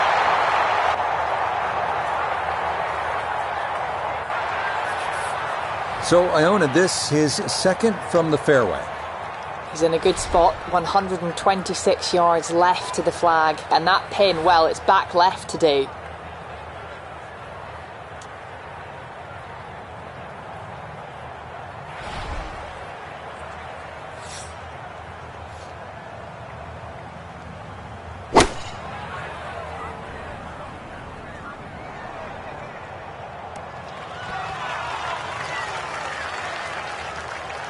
And a good iron shot, just not quite as close as what we'd all want to finish, but still. Here we go. This one for birdie.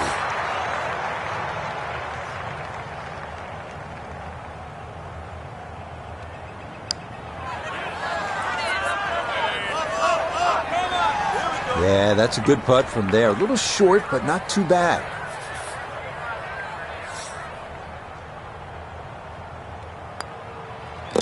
So that's in for par to start this backside. And he'll stay right where he is. Heading now to what most consider the most challenging and intimidating hole at TPC Scottsdale, the 472-yard par 4 11.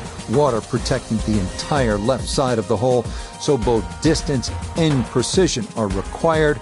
A drive down the right side is ideal.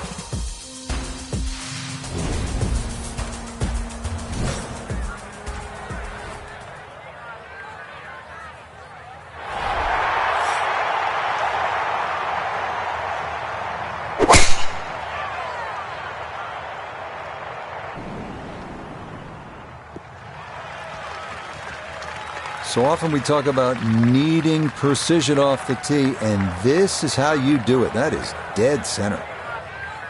From the fairway, let's go to Noda. Great tee shot here at the 11th. Now has a chance to go at the whole location on the left half of the green, but have to be concerned about the water that wraps around the backside.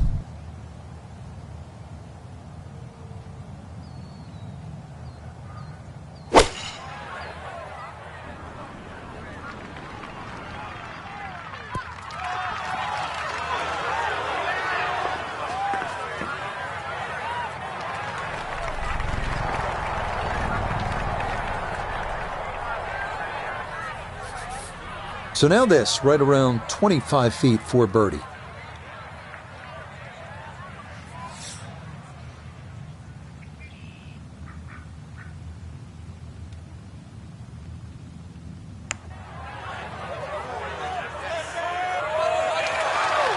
got it there, but not quite on target.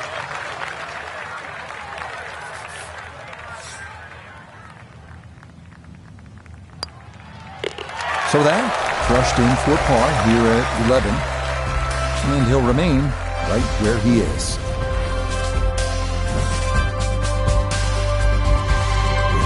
Twelfth hole now, looking at 192 yards, par 3. Won't quite play that distance because that tee shot is considerably downhill. But you really have to be cognizant of the wind if it's coming off the left, because it easily brings that water into play down the right should that tee shot just start moving with the wind.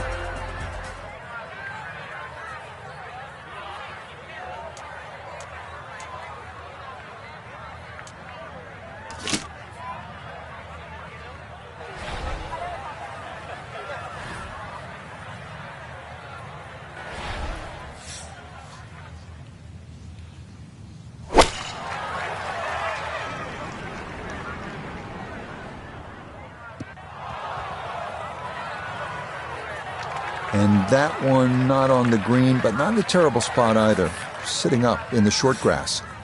Now a second to this par 3.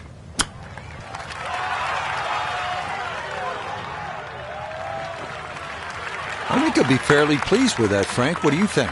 I certainly do. It was so good. That one safely in. It's a par here at 12. And he'll stay right where he is. Par 5 13th, chance for birdie or maybe even eagle if you're bold and brave enough, but also, Frank, chance for disaster here? Well, there is. Water very much in play down the right side. There's a bunker down the left too. If you finish up in that, there's no way you're going for this par 5 and 2. Then it becomes a little bit of a zigzag mission. The second shot either has to be hit down the right side, just skirting that bunker in the front, or it has to be all carry.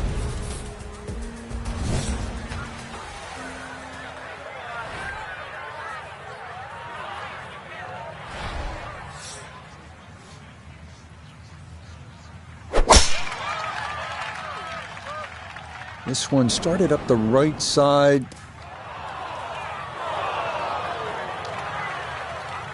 Long drive, but a bad lie. Wicked.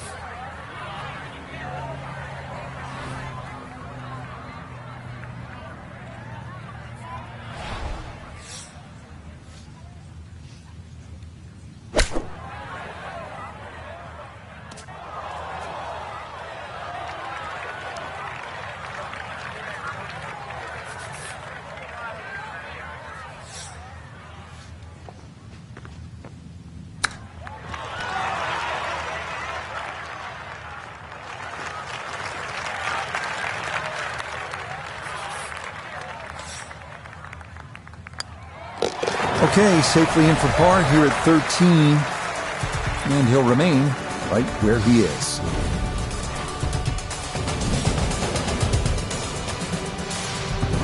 So after the fun at the par 5 13th, you have to knuckle down here at the par 4 14th. It is 490 yards, and par is an excellent score here on this hole.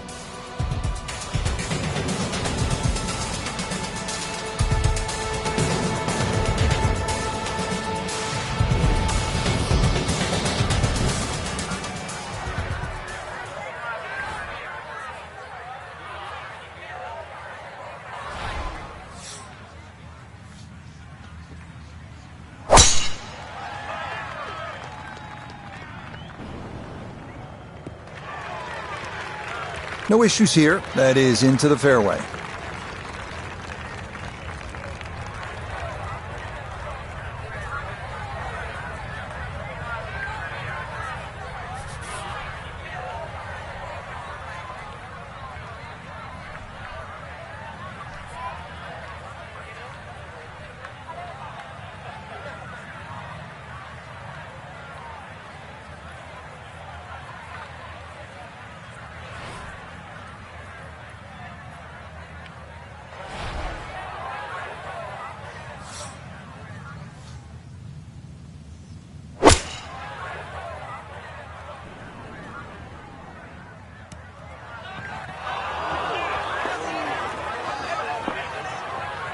didn't check, Frank.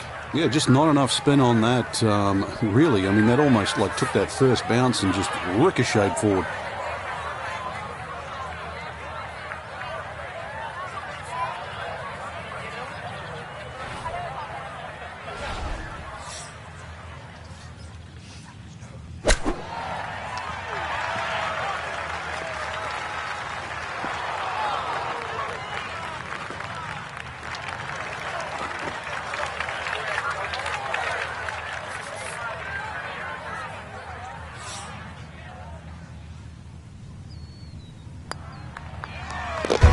Okay, good putt.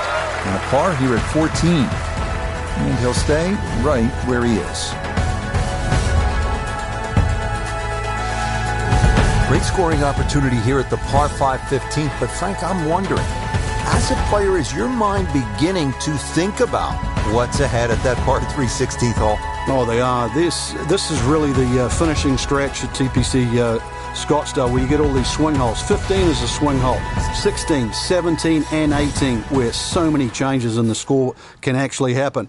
But this one here is all about finding the fairway. A good drive down here will be well rewarded because you'll have a chance to reach this par 5 and 2.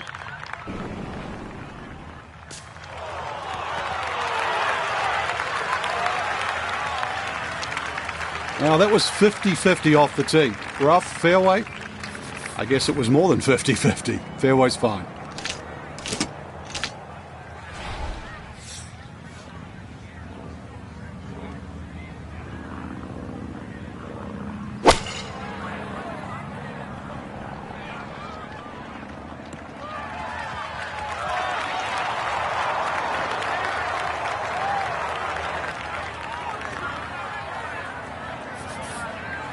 Third shot, looking for a good one.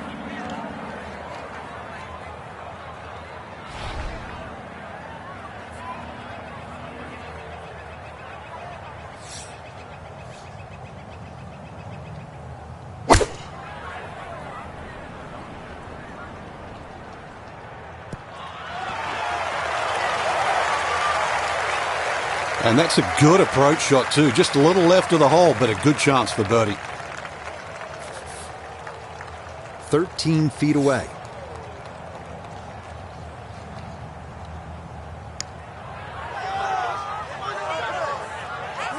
Not to be a little short, but a good effort there.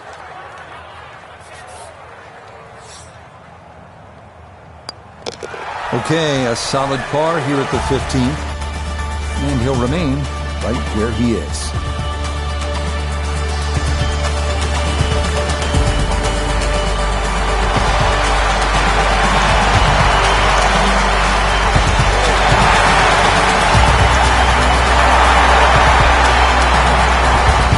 Here we are at the famed 163-yard par 3 16th at TPC Scottsdale, with the McDowell Mountains in the distance and the most boisterous gallery in golf looking on. This is a test like no other on tour.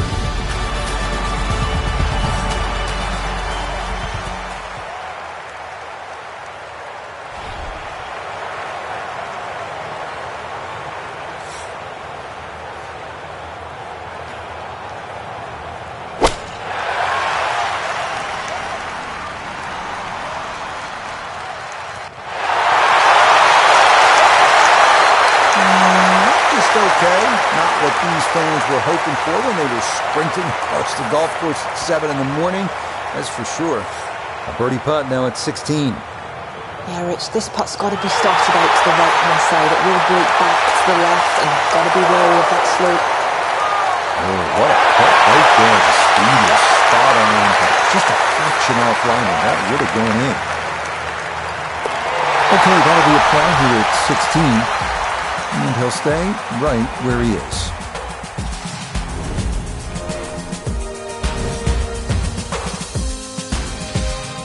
Up next, the 332-yard drivable par 4 17th. Players going for the green need to avoid the water short and left of the putting surface.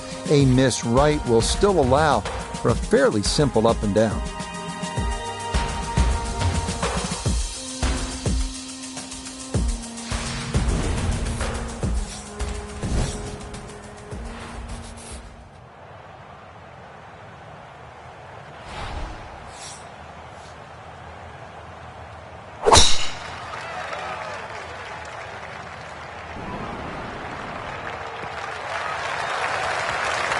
Beautiful tempo to that swing, and this is going to wind up squarely in the fairway.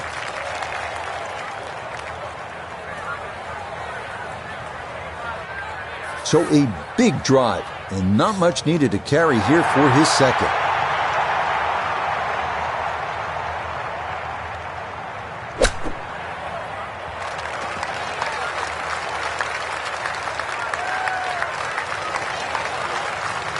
Nobody's happy after that shot. Oh, I mean, it was one up from disastrous, really.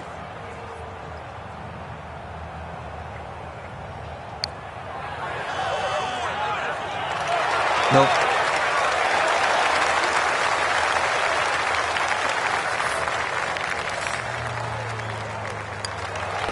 No problems there. That's par here at 17. And he'll remain right where he is.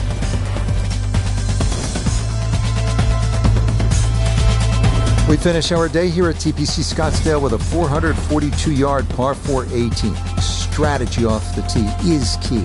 Challenge the lake on the left and cut the corner of the Church Pew bunkers, or play it safely down the right side of the fairway.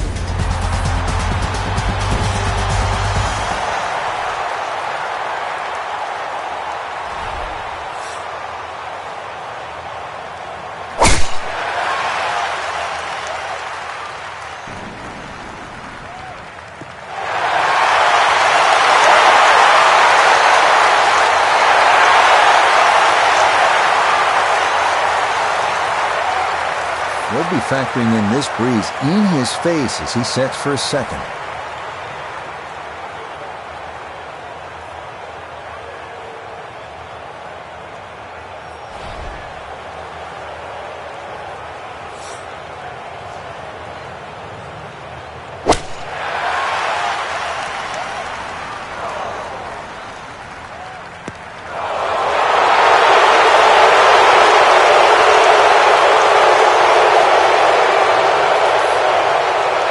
Looking to splash this softly onto the green.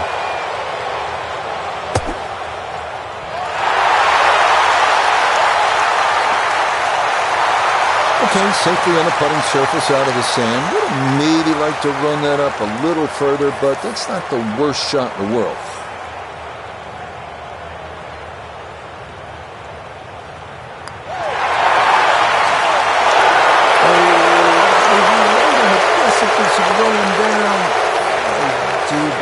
Going to stay out. Okay, a shake of the head as that one is finished off. And that won't help the cause one bit.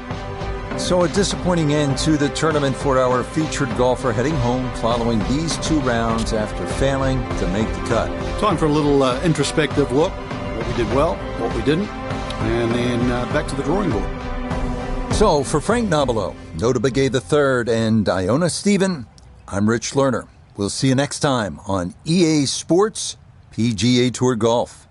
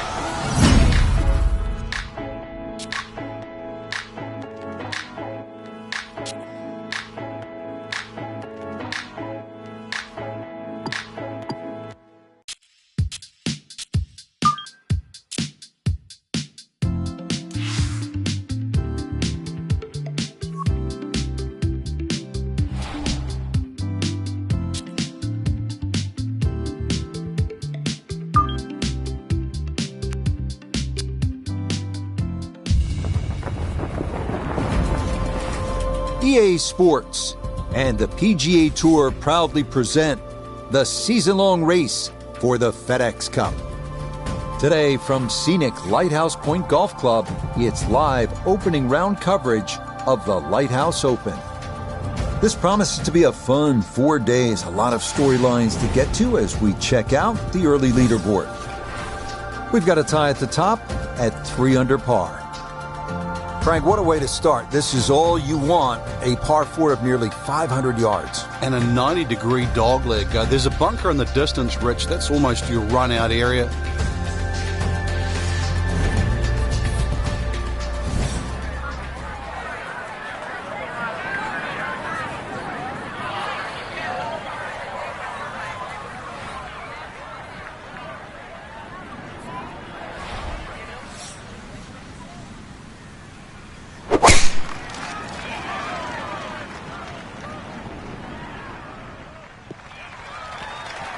And there's a good start. That one in the fairway here to get the tournament rolling.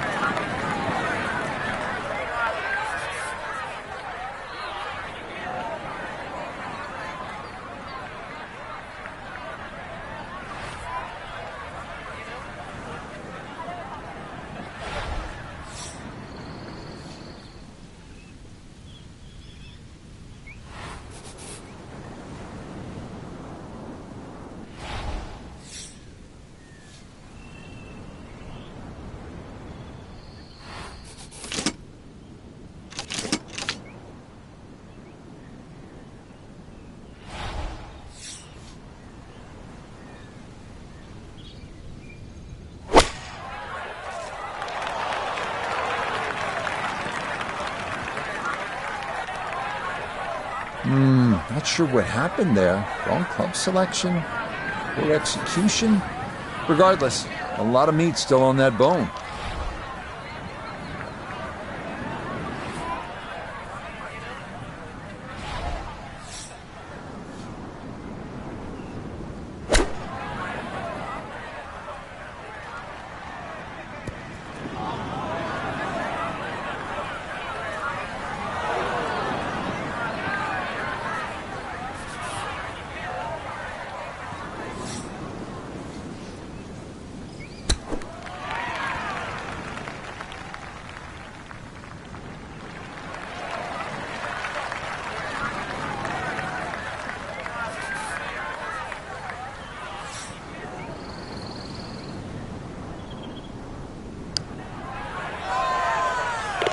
Okay, good putt there, but it is a bogey here at 1. And he's going to fall back now to 1 over par.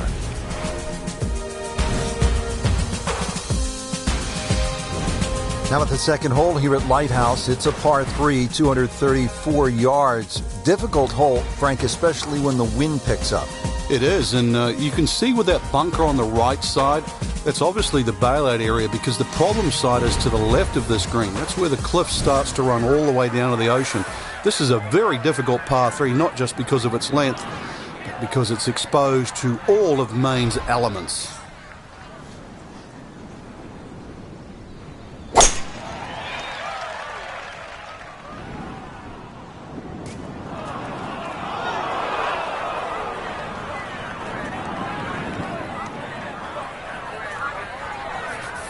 Now from the bunker. Yeah, just a little splash out on this par 3.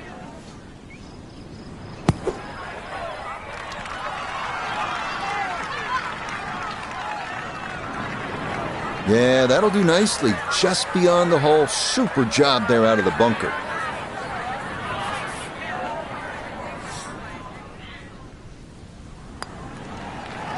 That finished off for par here with the second. And he'll stay at 1 over.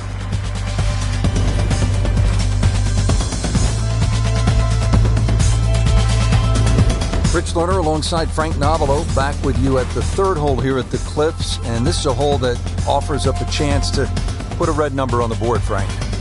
It certainly does. A good drive finding this very narrow fairway will certainly give you the opportunity to reach the green in 2. Stray a little left, either with the drive or the second. Has teeth.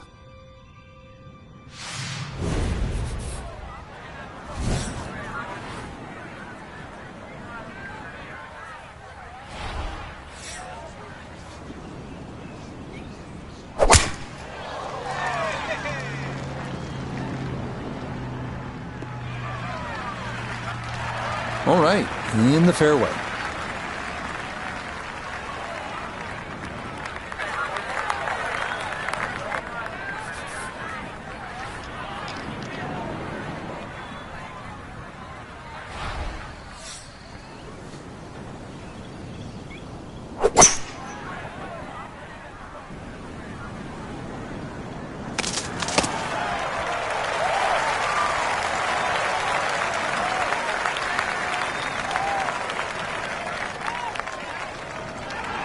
Okay, I'll be pretty happy with that one on the green and two, but a long ways. Frank, he'll need to refocus immediately because that's not a guaranteed 2 putts from that distance. Exactly, Rich. No time to celebrate right now. Grind on that first putt. Get it inside that magic circle. At least try and guarantee a birdie.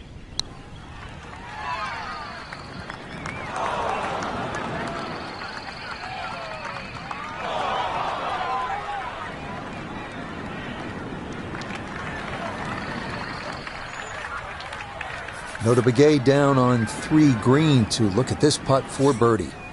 Dead straight look here. Just has to trust his stroke and get the ball to the hole. Don't be short. Just another couple of turns, Frank. So that safely in. It's a par here at the third. And he'll stay right where he is.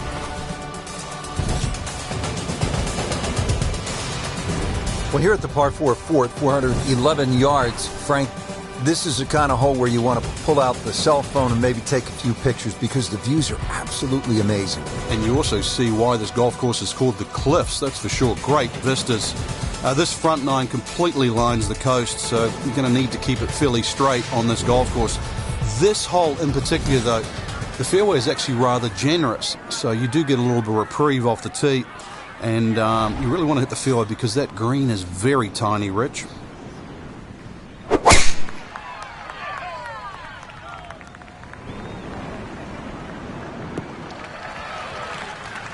that one's going to hit hard. Get a little bit of run out, and that is going to wind up just fine.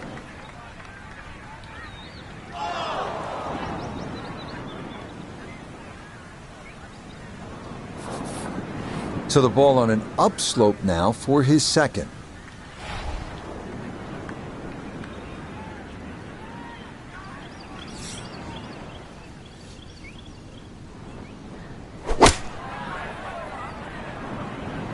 This one looks right on point. That was a good strike. Took it straight at it, too. That one bounce and jack. Well played. This will move to his right for birdie.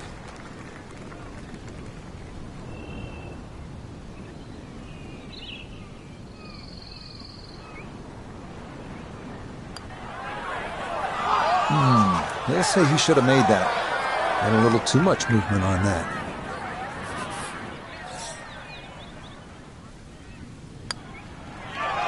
Nope, got up and out of that one quickly. You could see it.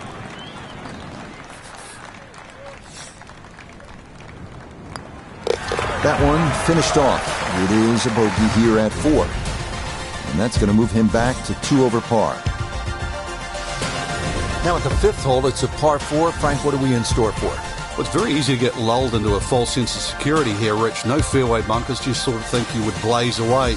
But really, you've got to find the fairway here. Very small green and well protected by that bunker short and right of this green. So if you miss the fairway, this hole becomes very difficult indeed quite quickly.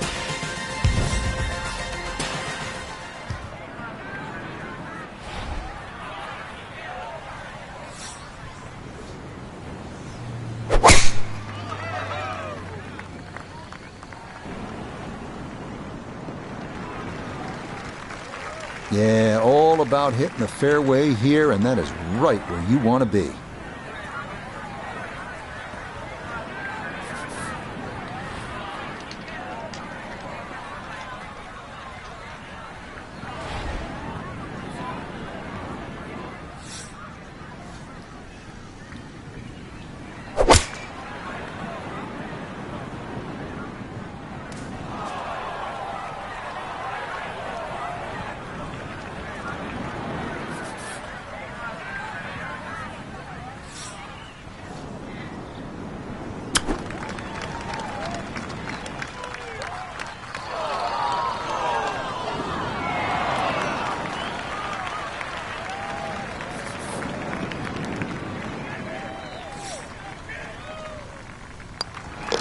That one finished off. It is a par here at 5, and he'll remain at 2 over par.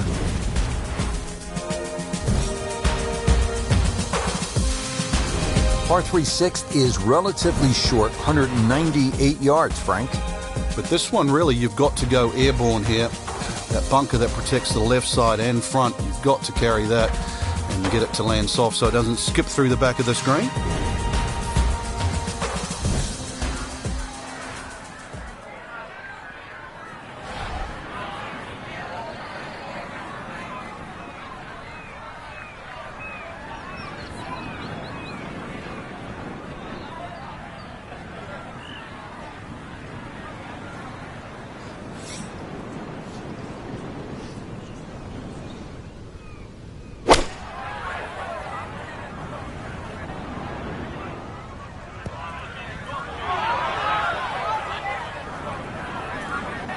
Yeah, that one came in a little hot. It's safely on, but it'll be a long look coming up.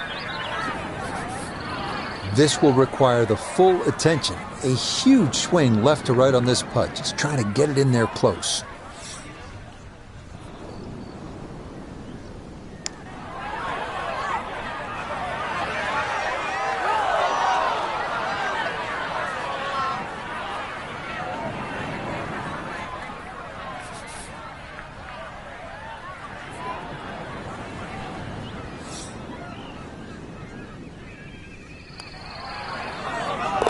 Nicely read there. It is a par here at the 6th, and he'll remain right where he is. Par 4 7th here at Lighthouse Point is only 370 yards. Frank, are you unhappy if you walk out of here with anything other than a birdie?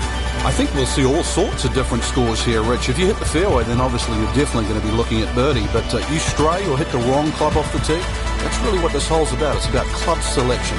You could hit a multitude of clubs off this tee.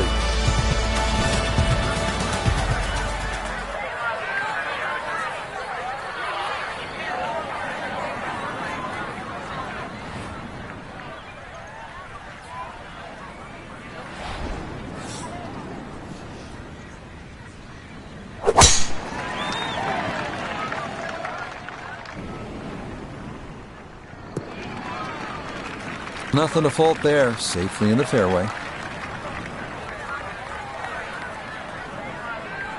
Second shot straight ahead, and we go to Iona Stephen. 124 left to the flagstick. Pin on the right-hand side, so plenty of room to the left of it.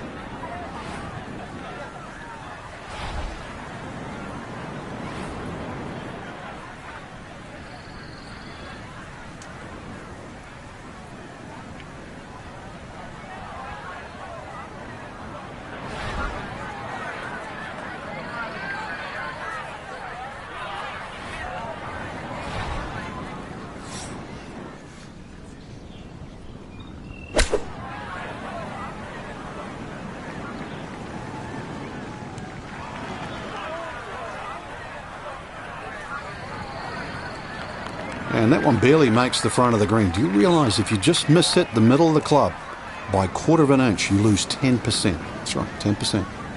Going to have to take pretty much a full swing at this one with the putter because this one is into the hill and the hole is cut back.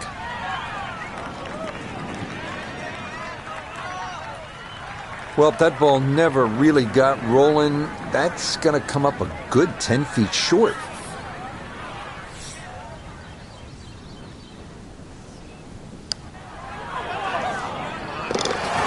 That is well read. A terrific putt there to save par. And he'll stay right where he is. Now another par 3. We're at the 8th. Frank, it's only 165 yards. It is, but when you look at the green, you can see how narrow it is. Actually, the green is nearly a figure 8, so it's obviously the right number hole. Bunker's sort of short leftish and that little pocket area on the right, so it'll punish anything left or right, even though the hole's just that meager yardage.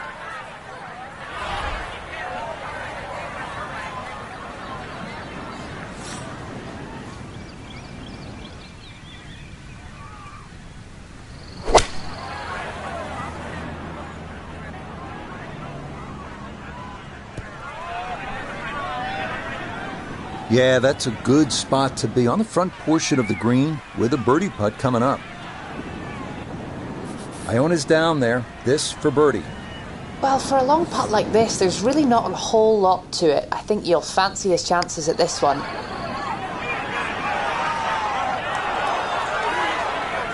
Right, that's what you want to do. Good lag putt.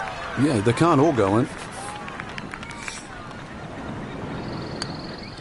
Okay, that in for par here at the 8th. And he'll remain right where he is.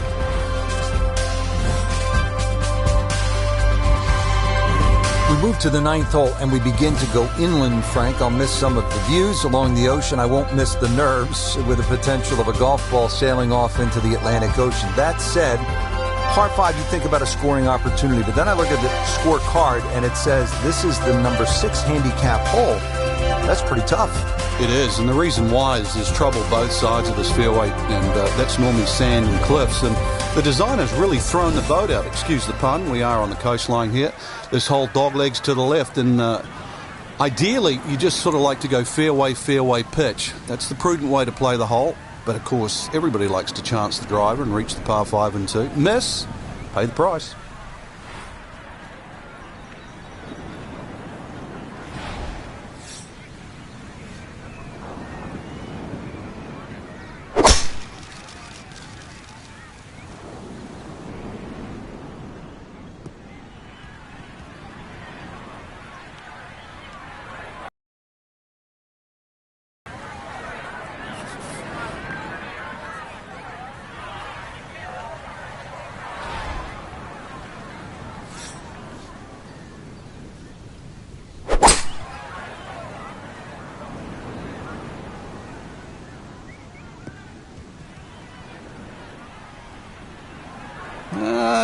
I don't know about that one. Yeah, ball in the first cut. Could have gone a little further down the fairway. But still, hey, what am I saying? In good place now.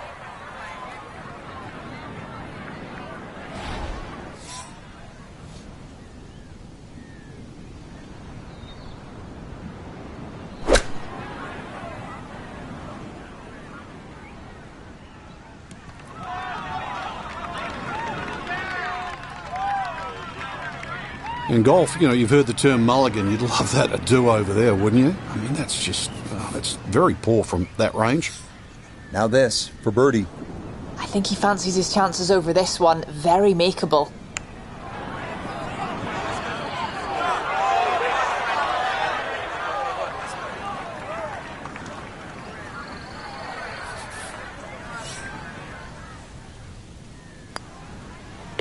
Okay, good putt there for his par here at the 9th.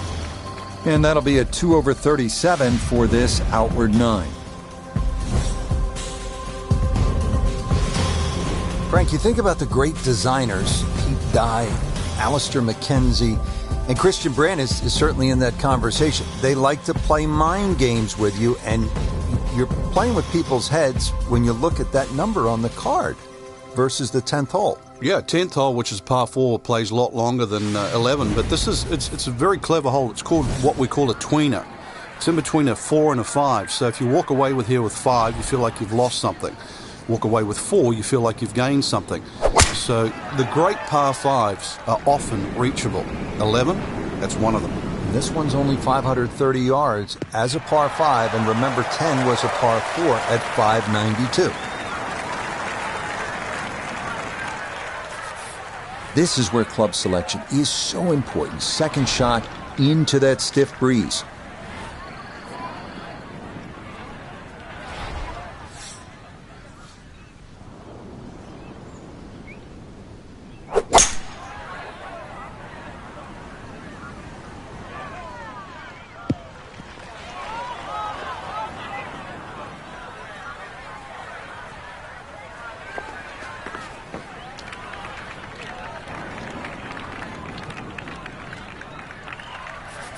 This would be a big bonus if it went in, more than likely just trying to get this one close.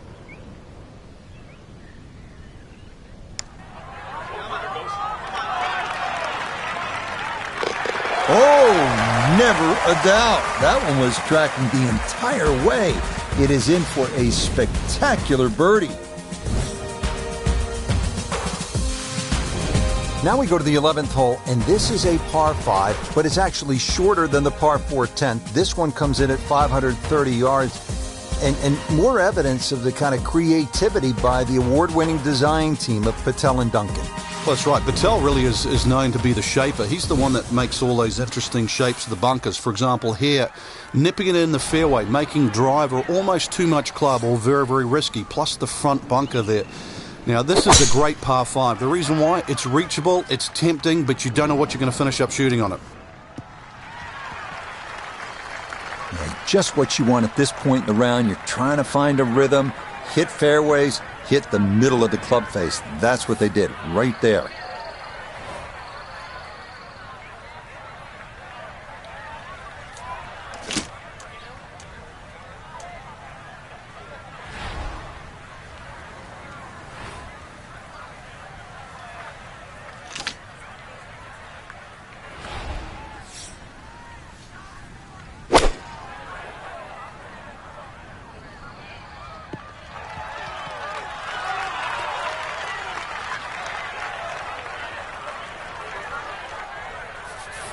Now his third, staring right at the green.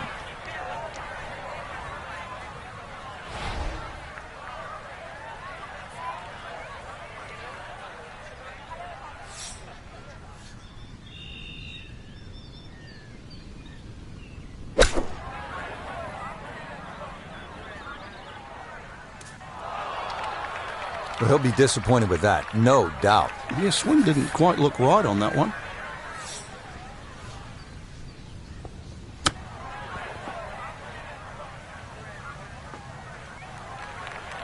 Well, obviously that's not his best, but it'll be quickly forgotten, Frank, if he's able to get out of here with his par. Well, you might forget it. I won't.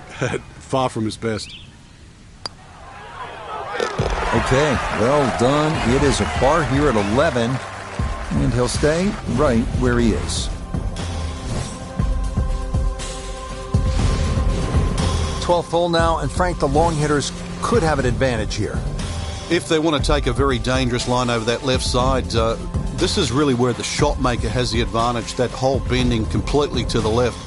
You'd like to hit a draw there, so use those bunkers down the through side of the fairway and then just sort of shape that ball towards the green. Interesting shaped green, really 3 different sections to this, and of course 3 bunkers, each protecting a different portion.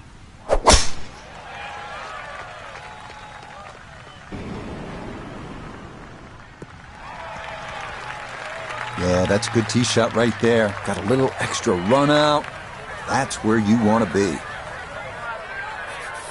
Gotta think this an extra half club or more as he sets for his second into the wind.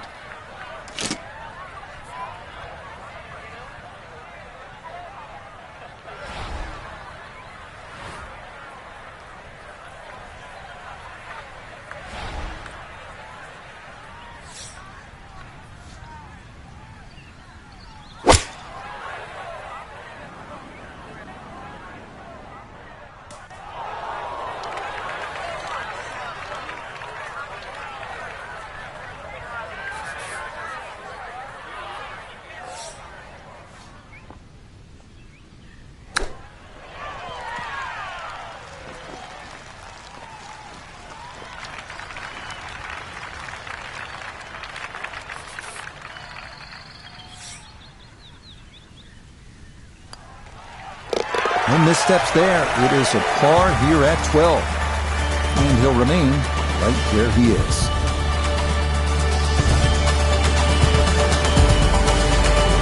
Now to the 13th hole, and Frank, this could make you quake in your soft spikes. 702 yards. A par 5 at night should be a par 6 or a 7. Well, I think a few people will make 6 or 7 here. You're right. This is a rarity in golf, 700 yards. So forget about any thought of even getting close to this par 5 and 2. Plus, just to add insult to injury, the 2 bunkers off the tee are perfectly placed. They're about 298 yards, smack bang in the middle of that. I doubt you can get past those, but you need a good drive, really, to try and leave yourself a short third shot.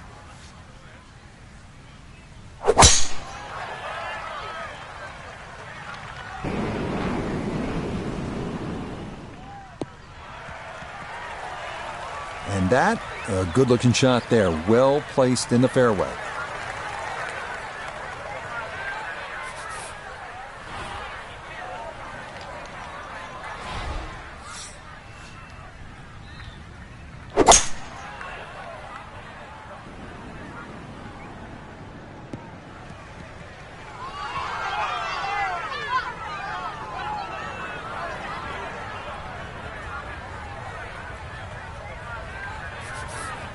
Ready for his third shot. Needs to hit this close.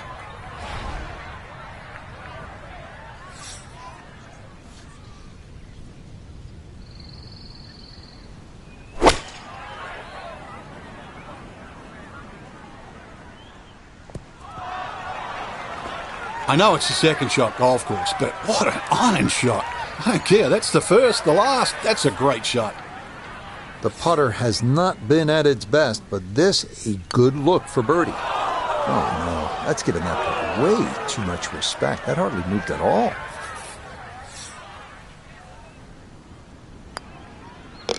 That one finished off. It's in for par. And he'll stay right where he is. Starting the 14th hole.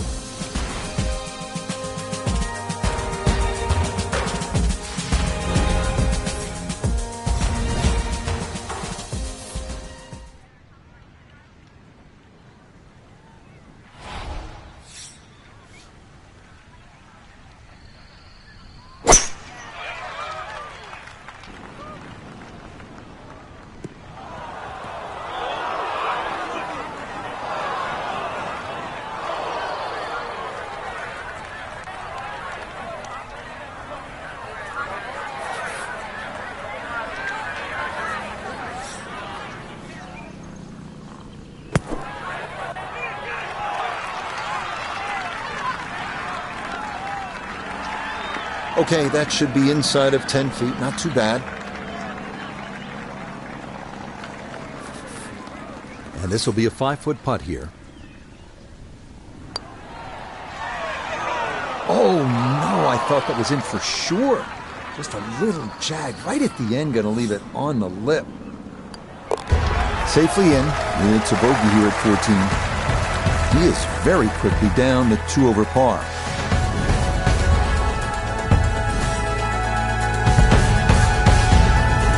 Rich Lerner back at Lighthouse Point with Frank Nobilo. We're at the 15th hole. Frank, a relatively short par 4, 387 yards. Yeah, finally we get one under 400 yards. So a little bit of trouble off the tee to be avoided. Bunker left and that little pot bunker on the right. But missed those. And really, this is a very much a scoring opportunity.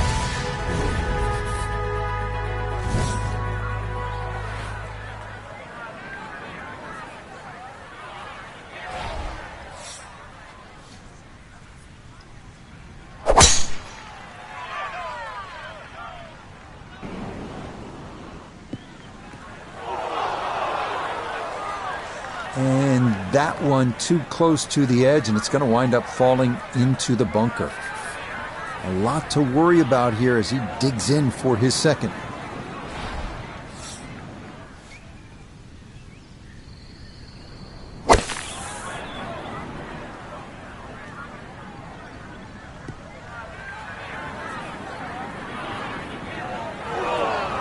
The late, great Bobby Jones always said the hardest shot in golf is the next one. And that's evidence there in that bunker. All you can do is just simply get it out.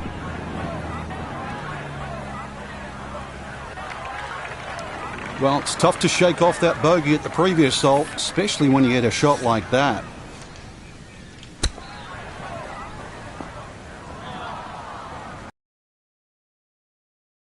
I don't think he's going to fall in love with that one, Frank, but it won't hurt him. No, but you'd expect from there to sort of get it within kicking distance. Now you've got to work. Well read. That's in for a bogey 5. And he'll slide back now to 3 over par.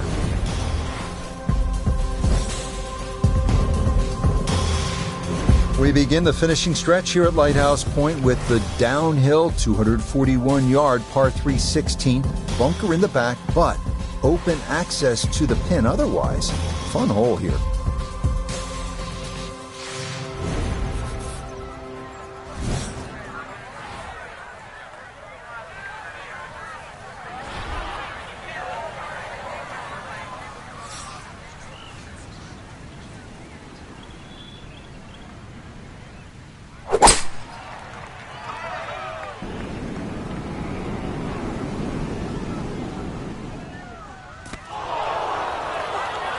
Boy, just far too strong with a tee shot there, and this winds up flying the green. Still work to do to get this on the green. This is second.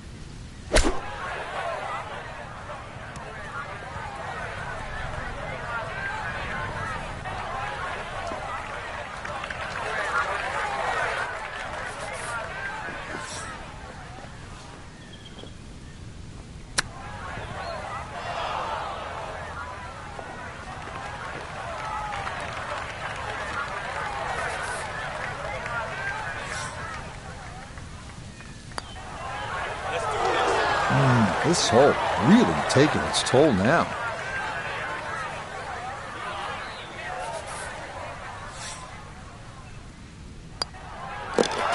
Okay, this par 3 shows its teeth. It is a double bogey.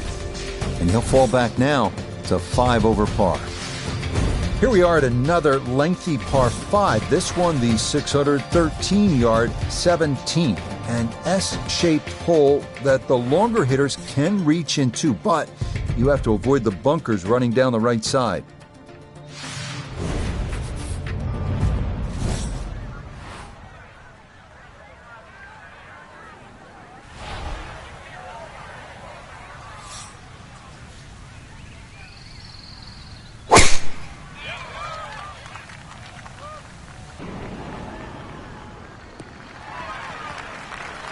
Solid, a good drive in the fairway.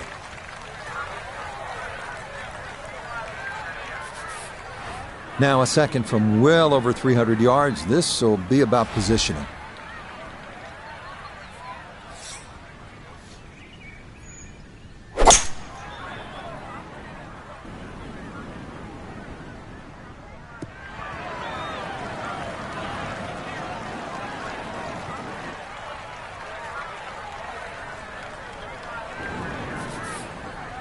He's set up for his third shot here, looking to get it on the green with this.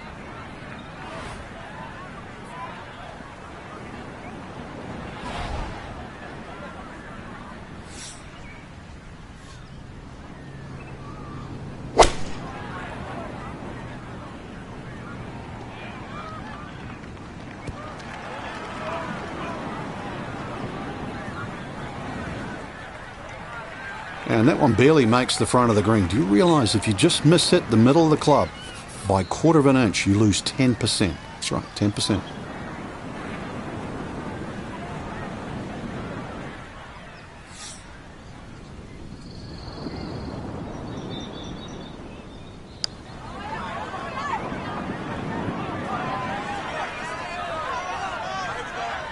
Nope, that was never going to climb that hill, and he has left himself a tester coming up. 8-foot putt here. Yeah, that's a good putt. It is in for par here at 17, and he's going to stay at +5. Well, at last we're at number 18, and Frank, I have really enjoyed this golf course, and now when you see the lighthouse in the distance, it really makes it that much more special. It is. The beacon will always take you home, and speaking of home, this finishing hole, it bends to the left. A good tee shot will somehow find the fairway and just leave you a short iron in. And of course, you make 3 here, and then that smile's going to light up like a beacon.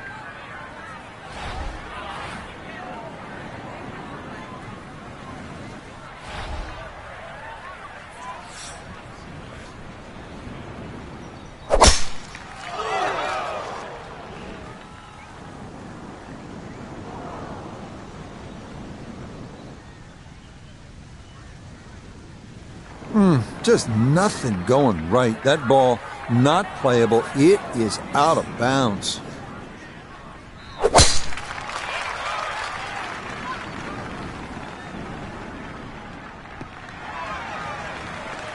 Yeah, much better there. No questioning whether this is in bounds. It is right there in the fairway.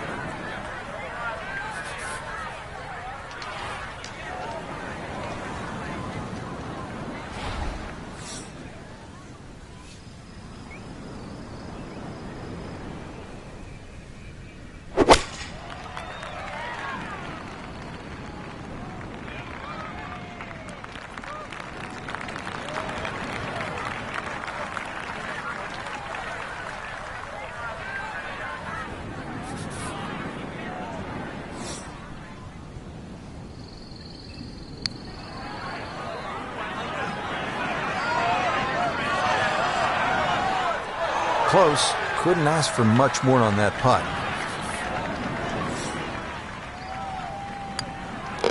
Okay, a shake of the head as that one is finished off.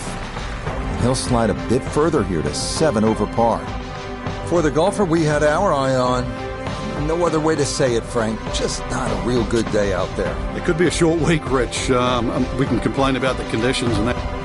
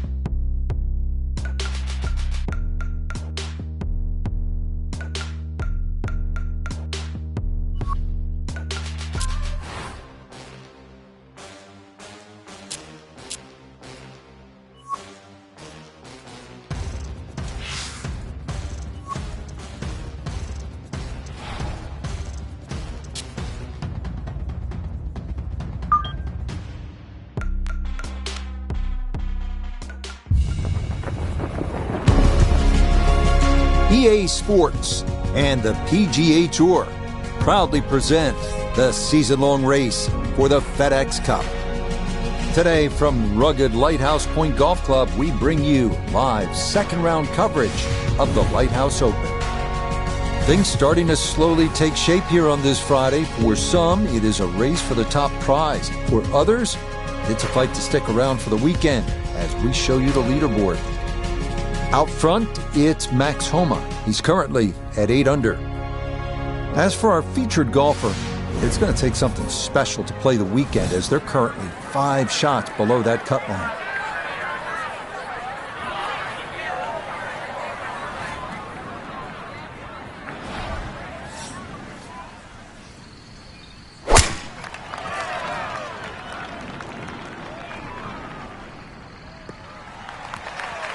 Yeah, that's a beauty there to get this second round underway.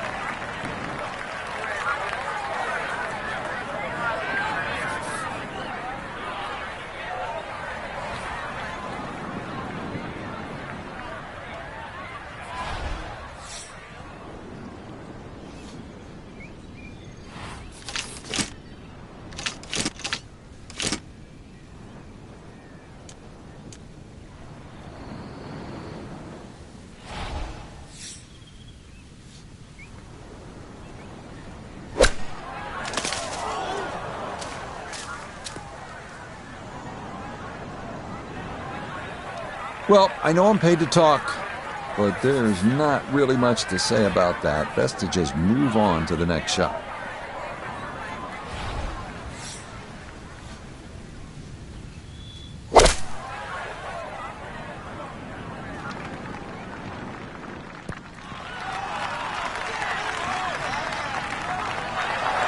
Outstanding strike right there, right off the center of the club face, and a good chance for birdie. From about 8 feet.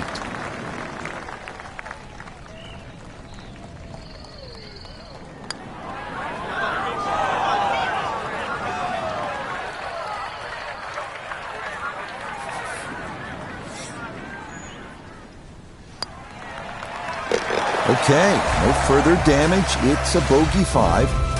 And that's going to drop him all the way down to 8 over par. Now at the second here at Lighthouse Point, Frank, this is some tough par 3. If you want to try and really break the hole down and be a purist here, Rich, you'd like to hit a little cut into this green, something that moves away from the water and the cliff back towards that bunker. That would be the perfect shot to hit. It's such a difficult par 3. Anything on the green would be good here.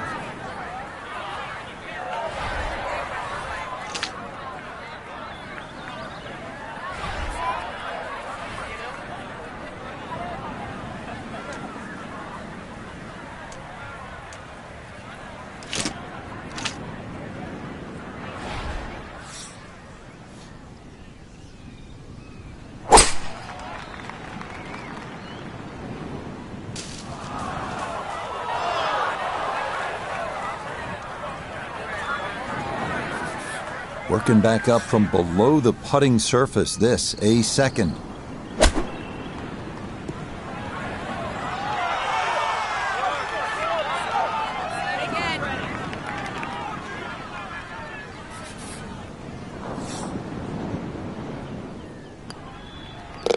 Okay, safely in for his par. And he'll remain 8 over for the tournament.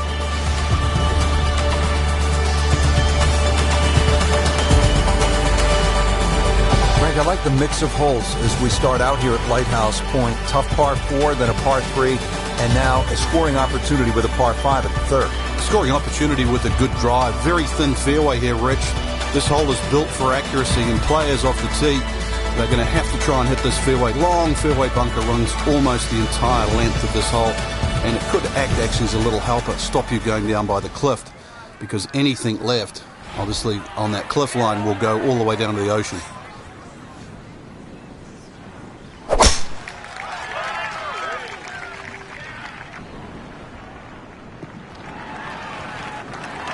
Well, you can't walk out and drop it any better than that. That is.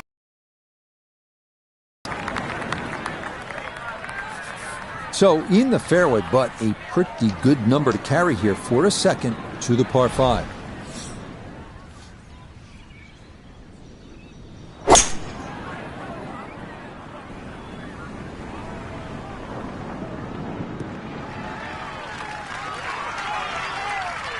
Well, just a good solid shot right there with that 3-wood, Frank.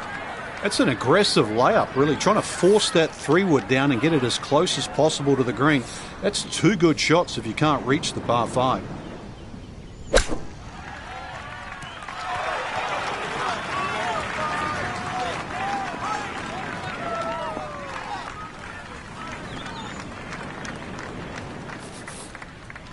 Ten-foot putt left.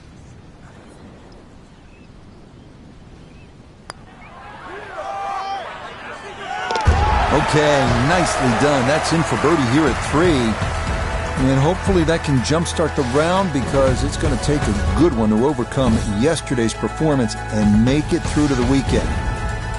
Frank, as we stand here at the 4th and look out, no mistaking where we're at. I know I'm having some lobster for dinner tonight. Awesome clam chowder. The best comes from this area. Well, actually, for the ocean, though, anything that strays a little left off this tee will find that ocean. And believe me, there's been more than one ball hit down there. Generous fairway, that's really the goal, in the tiniest of green. If you find the green, you're going to have a birdie putt. Very short one indeed.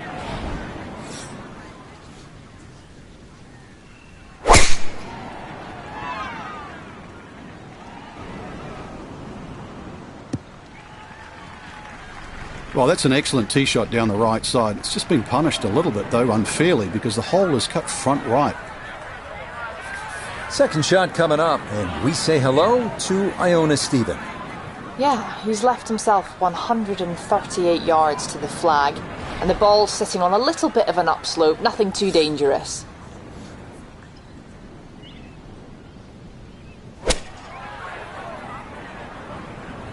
This one's looking good. That's a good shot, and more importantly, too, a green in regulation, so birdie chance.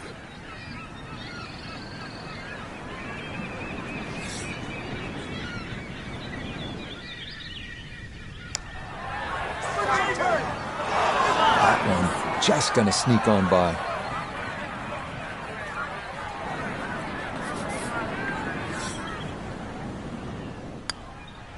Okay, that one finished off. It's a par here at 4.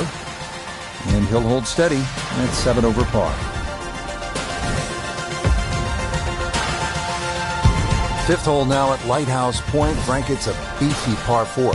Another hole without any fairway bunkers off the tee, but really the main defence here at the cliffs is the elements.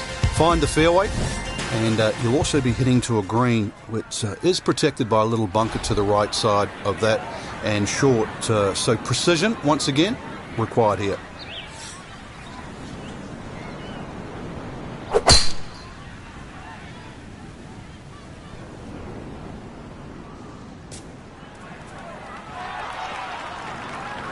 That's a fairly decent break. Ball managing to finish up in the first cut as opposed to the rough. The only thing really to worry about now is whether the ball spins or not.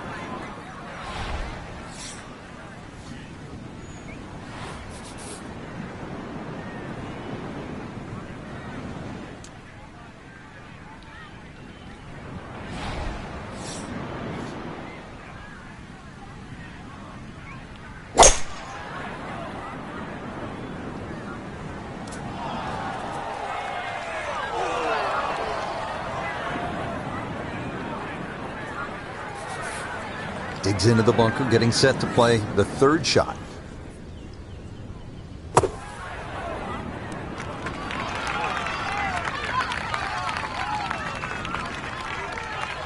Okay, pretty big swing necessary there, and that's not all that bad from that far away. This is a 9-footer. Yeah, that's good putt. It is a par here at the 5th, and he'll remain right where he is. Now at the 6th hole, it's a par 3, just under 200 yards. Where's the challenge here, Frank? Well, you've got to love that bunker on the left side, Rich, especially because it's shaped like a letter L. Got to fly that. Green's not too deep, so really the challenge is trying to flight that ball in amongst the breeze should it kick up.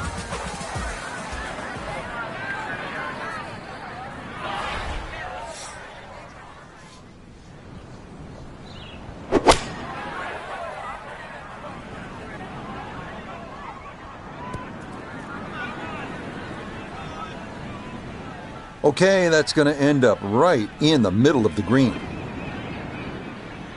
A look here at birdie. And it's so important to get this one rolling up the slope with just the slightest movement from left to right.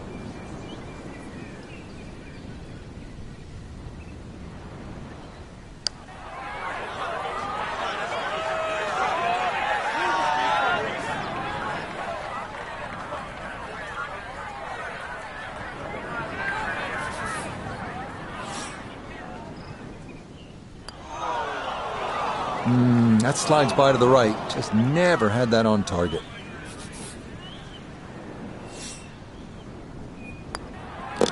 Okay, it's a bogey here at number 6. And that's going to drop him down the leaderboard just a bit.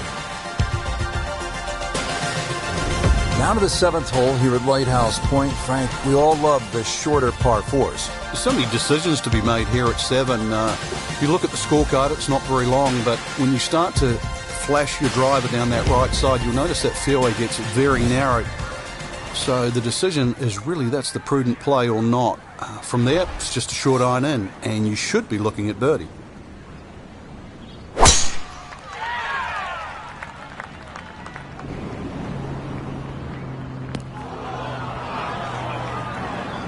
Ooh.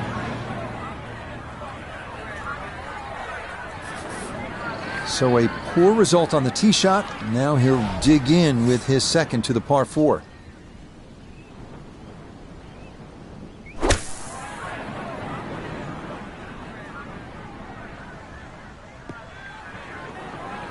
Problem was getting in the bunker in the first place. All you can do, as you've done, take your medicine and rely on the next shot.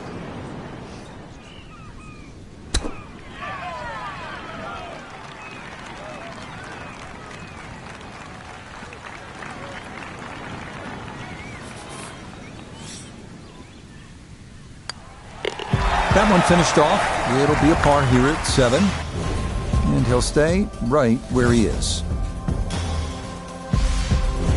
Getting set at the 8th hole. It's a par 3 of 165 yards. Break it down for us, partner.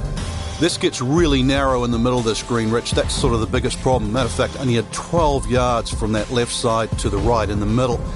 And the green itself actually is 3 times that in length, 36 yards. So straightness is the key here.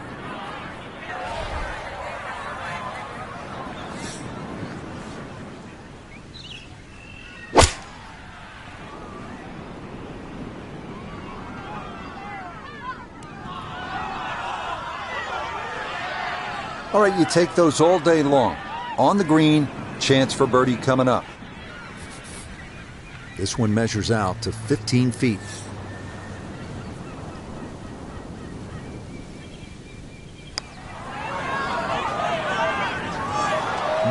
Boy, that's a good stroke.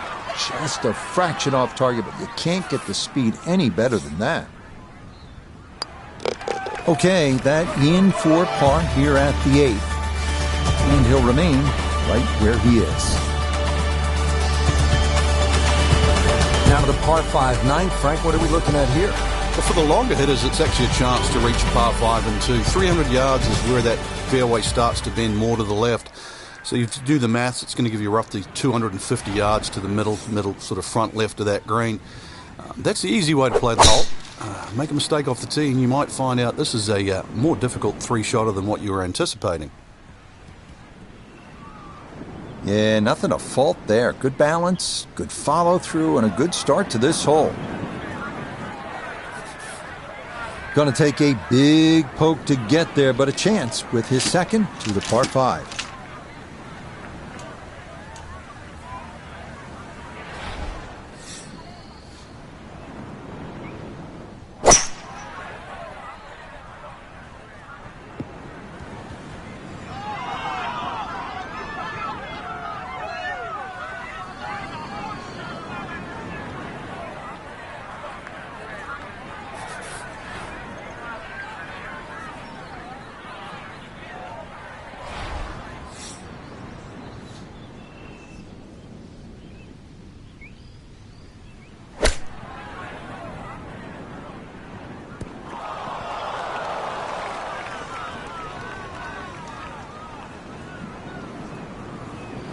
Maybe not what you're hoping for from that number, but no damage. It's on the green.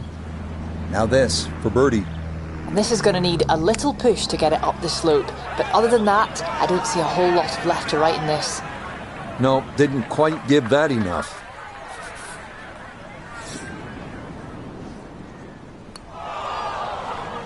Not that time. That's going to slip on by.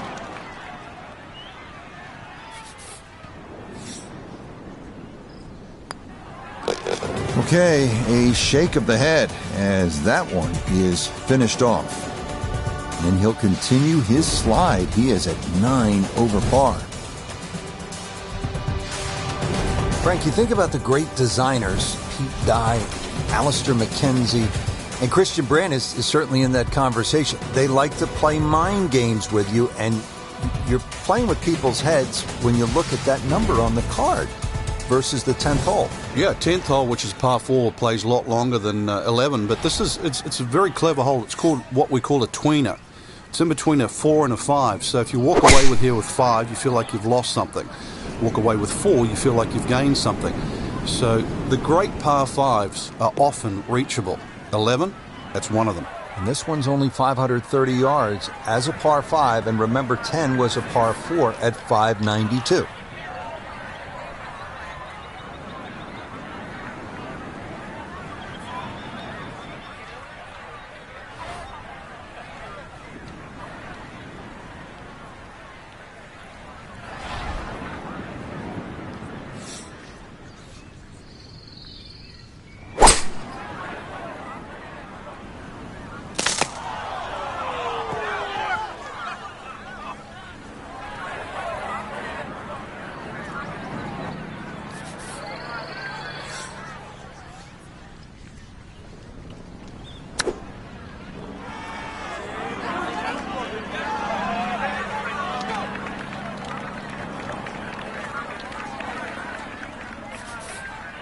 Just 5 feet left. Safely in. It's a par here at the 10th. And he's going to stay at 9 over par.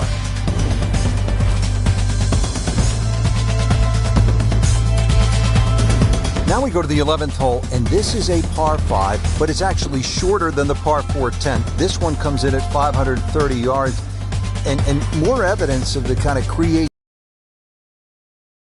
of Patel and Duncan. Well, that's right. Patel really is known to be the shaper. He's the one that makes all those interesting shapes of the bunkers. For example, here, nipping it in the fairway, making driver almost too much club or very, very risky, plus the front bunker there. Now, this is a great par 5. The reason why, it's reachable, it's tempting, but you don't know what you're going to finish up shooting on it. And this, a tee shot that fits the eye, and that'll be just fine.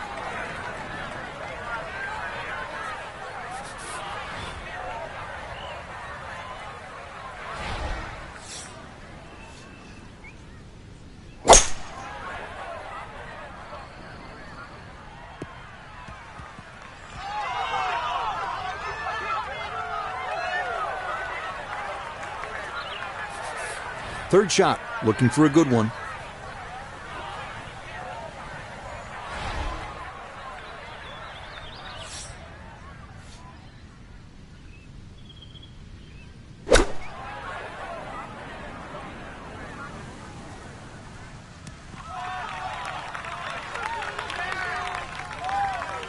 It's a bit of a head turner, really. That was a green light situation from that distance, and far from the best shot I've seen today. We turn to Notah Begay III for this look at birdie. And he let quite a few opportunities slip through the cracks on the front side, so he'd love to take advantage here.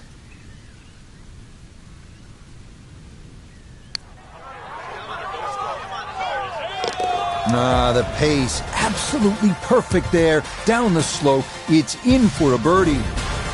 And he'll get one back as that score moves to 8 over. Back here now at the 12th hole, par 4, 439 yards, Frank, to the center of this green off the black tees. And if the breeze blows left to right, this hole plays very hard. One of the reasons why, just through the fairways, littered with bunkers. So not only do you have to pick the right line, but somehow you've got to get that ball the right distance as that hole bends completely to the left. Rather interesting shaped green here at 12. This is a stiff test, no doubt.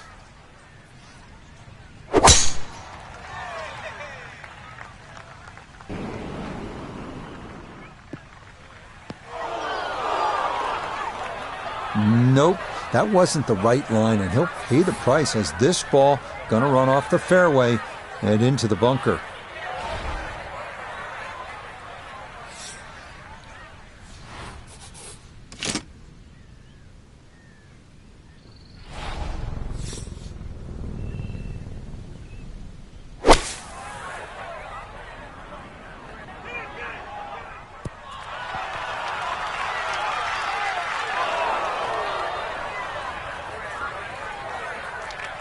That's a good strike and a very good result.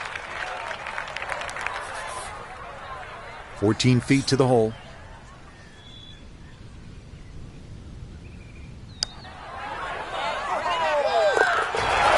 Nicely done. 2 straight birdies here early on this backside. And he'll gain a little ground as he moves to 7 over. Well, well, well. What do we have here, partner? The par 5 13th, or is it a par 8? I can't tell. It looks like a misprint, Rich. 702 yards, and not only that, too, they put the 2 fairway bunkers in a perfect place. Perfect place if they want to annoy your tee shot. It's going to take 310, 320 yards just to get past that. Then you've got a long, long way to go. And, of course, remember when you're on 10? This is the shared green. So 13 and 10, and this is where they meet up again at the end of a long, long walk.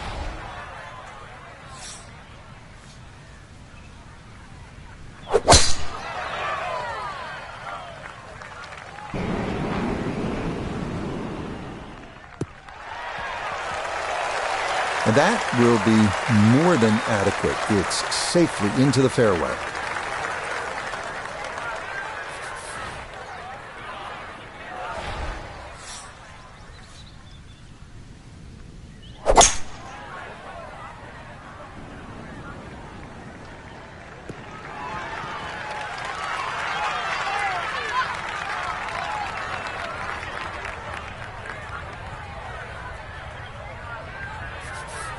Now his third, staring right at the green.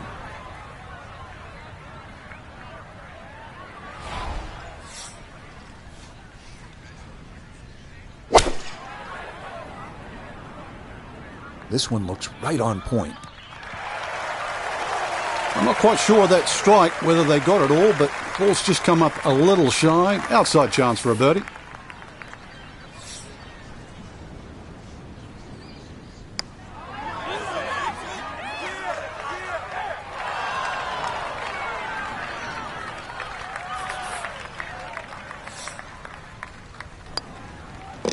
Okay, safely in for par here at 13. And he'll stay right where he is.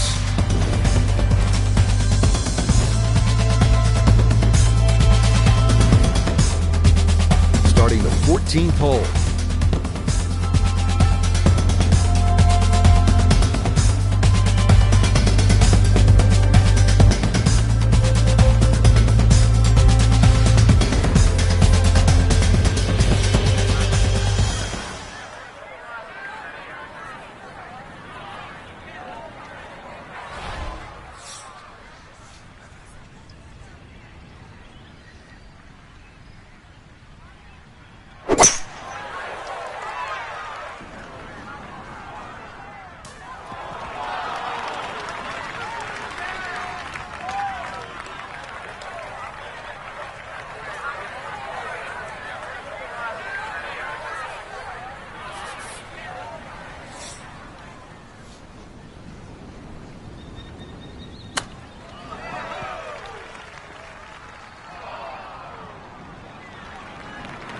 I think he'll be fairly pleased with that, Frank. What do you think?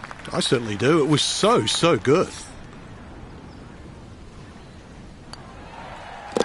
No issues there. It is a par here at 14. And he'll remain right where he is. 15th hole, and Frank, a return to sanity. 387 yards, par 4. Yeah, second easiest hole on the golf course. Bends a little to the left. Just avoid the sand left and that little pot bunker on the right. And you should be set up with a relatively short iron in to a green that really the only problem is if you go long.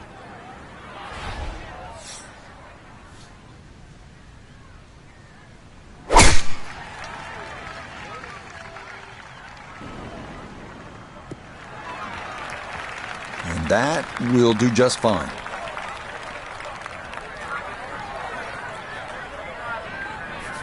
From the fairway Nota, this is second. Looking at 101 yards to the front, 111 to the hole, standing on even par, looking to go under for the day.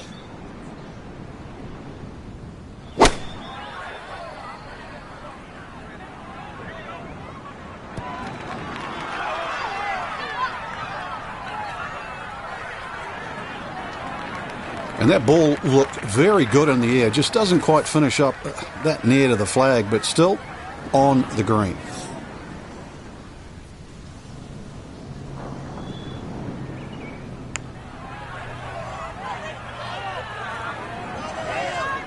Well, that's not a very confident stroke. That was well short coming back up the hill.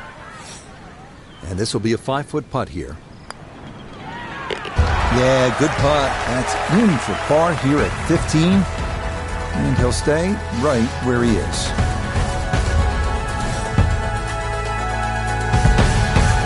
Final par 3 on the backside. It's the 16th, 241 yards. Time to make a move as we are in the finishing stretch here. When you give the scorecard a cursory look, you might think 240-something yards is a difficult hole, but this plays quite a bit downhill, so it plays more around the 200-yard mark. A fairly generous green, protected by the bunker.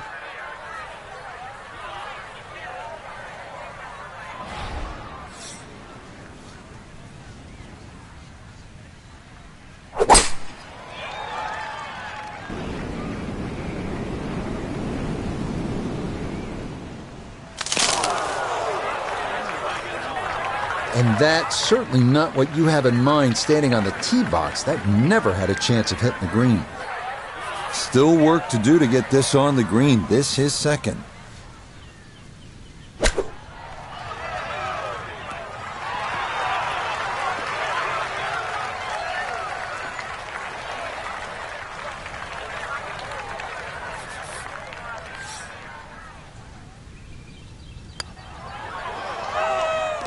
Okay, didn't want to let that one get away. It is a par here at 16, and he'll remain right where he is. 17th hole is another par 5 over 600 yards. You get a terrific view of Juniata Crossway Bridge just ahead. And Frank, if you jump over that bridge, you can get a dynamite lobster roll at Nielsen's Lobster Shack. I don't know if you've ever had it. Oh, it's one of the best. It just adds to sort of the charm of this area. But what a hole this is. S-shaped par 5. You can see it bending to the right off the tee, and then the hole starts to go the other way with magnificent view of the bridge you're just referring to. Reachable for the longest hitters, but once again, avoid the bunkers, and they're all down the right side.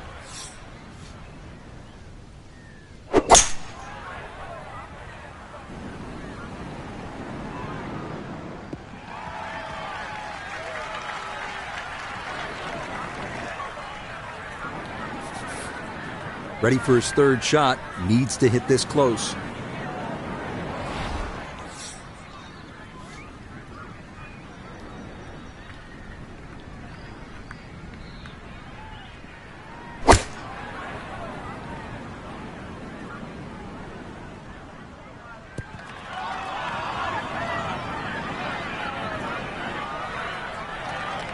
And safely on deck. That's the main thing, but from that distance, really don't want to leave yourself like a knee knocker, like a 4 or 5 footer. So this first putt's going to have to be good.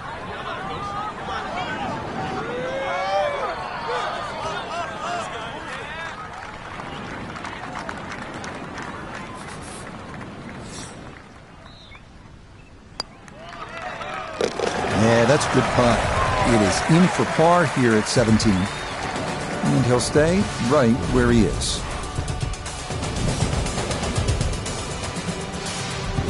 We've made it at last to the 18th, partner. What a finishing hole. It is. It's the tee shot you have to respect. That fairway goes on that sort of 60-degree angle towards the left, so you have to know how far you fly the ball, and of course you can't afford to miss-hit your tee shot. But a good tee shot, let's talk a bit positive here. Good tee shot in the middle of the fairway, just going to leave you a short iron and an excellent chance to finish with another birdie.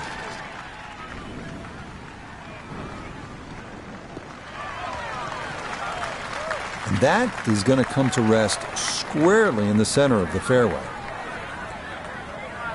Now Notah, his second from the fairway. 156 yards left to the hole. Pin is in the left back portion of the green.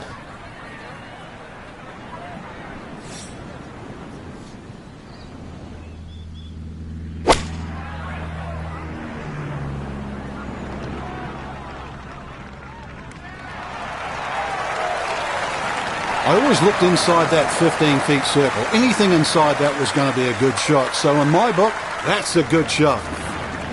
9 feet left here for birdie.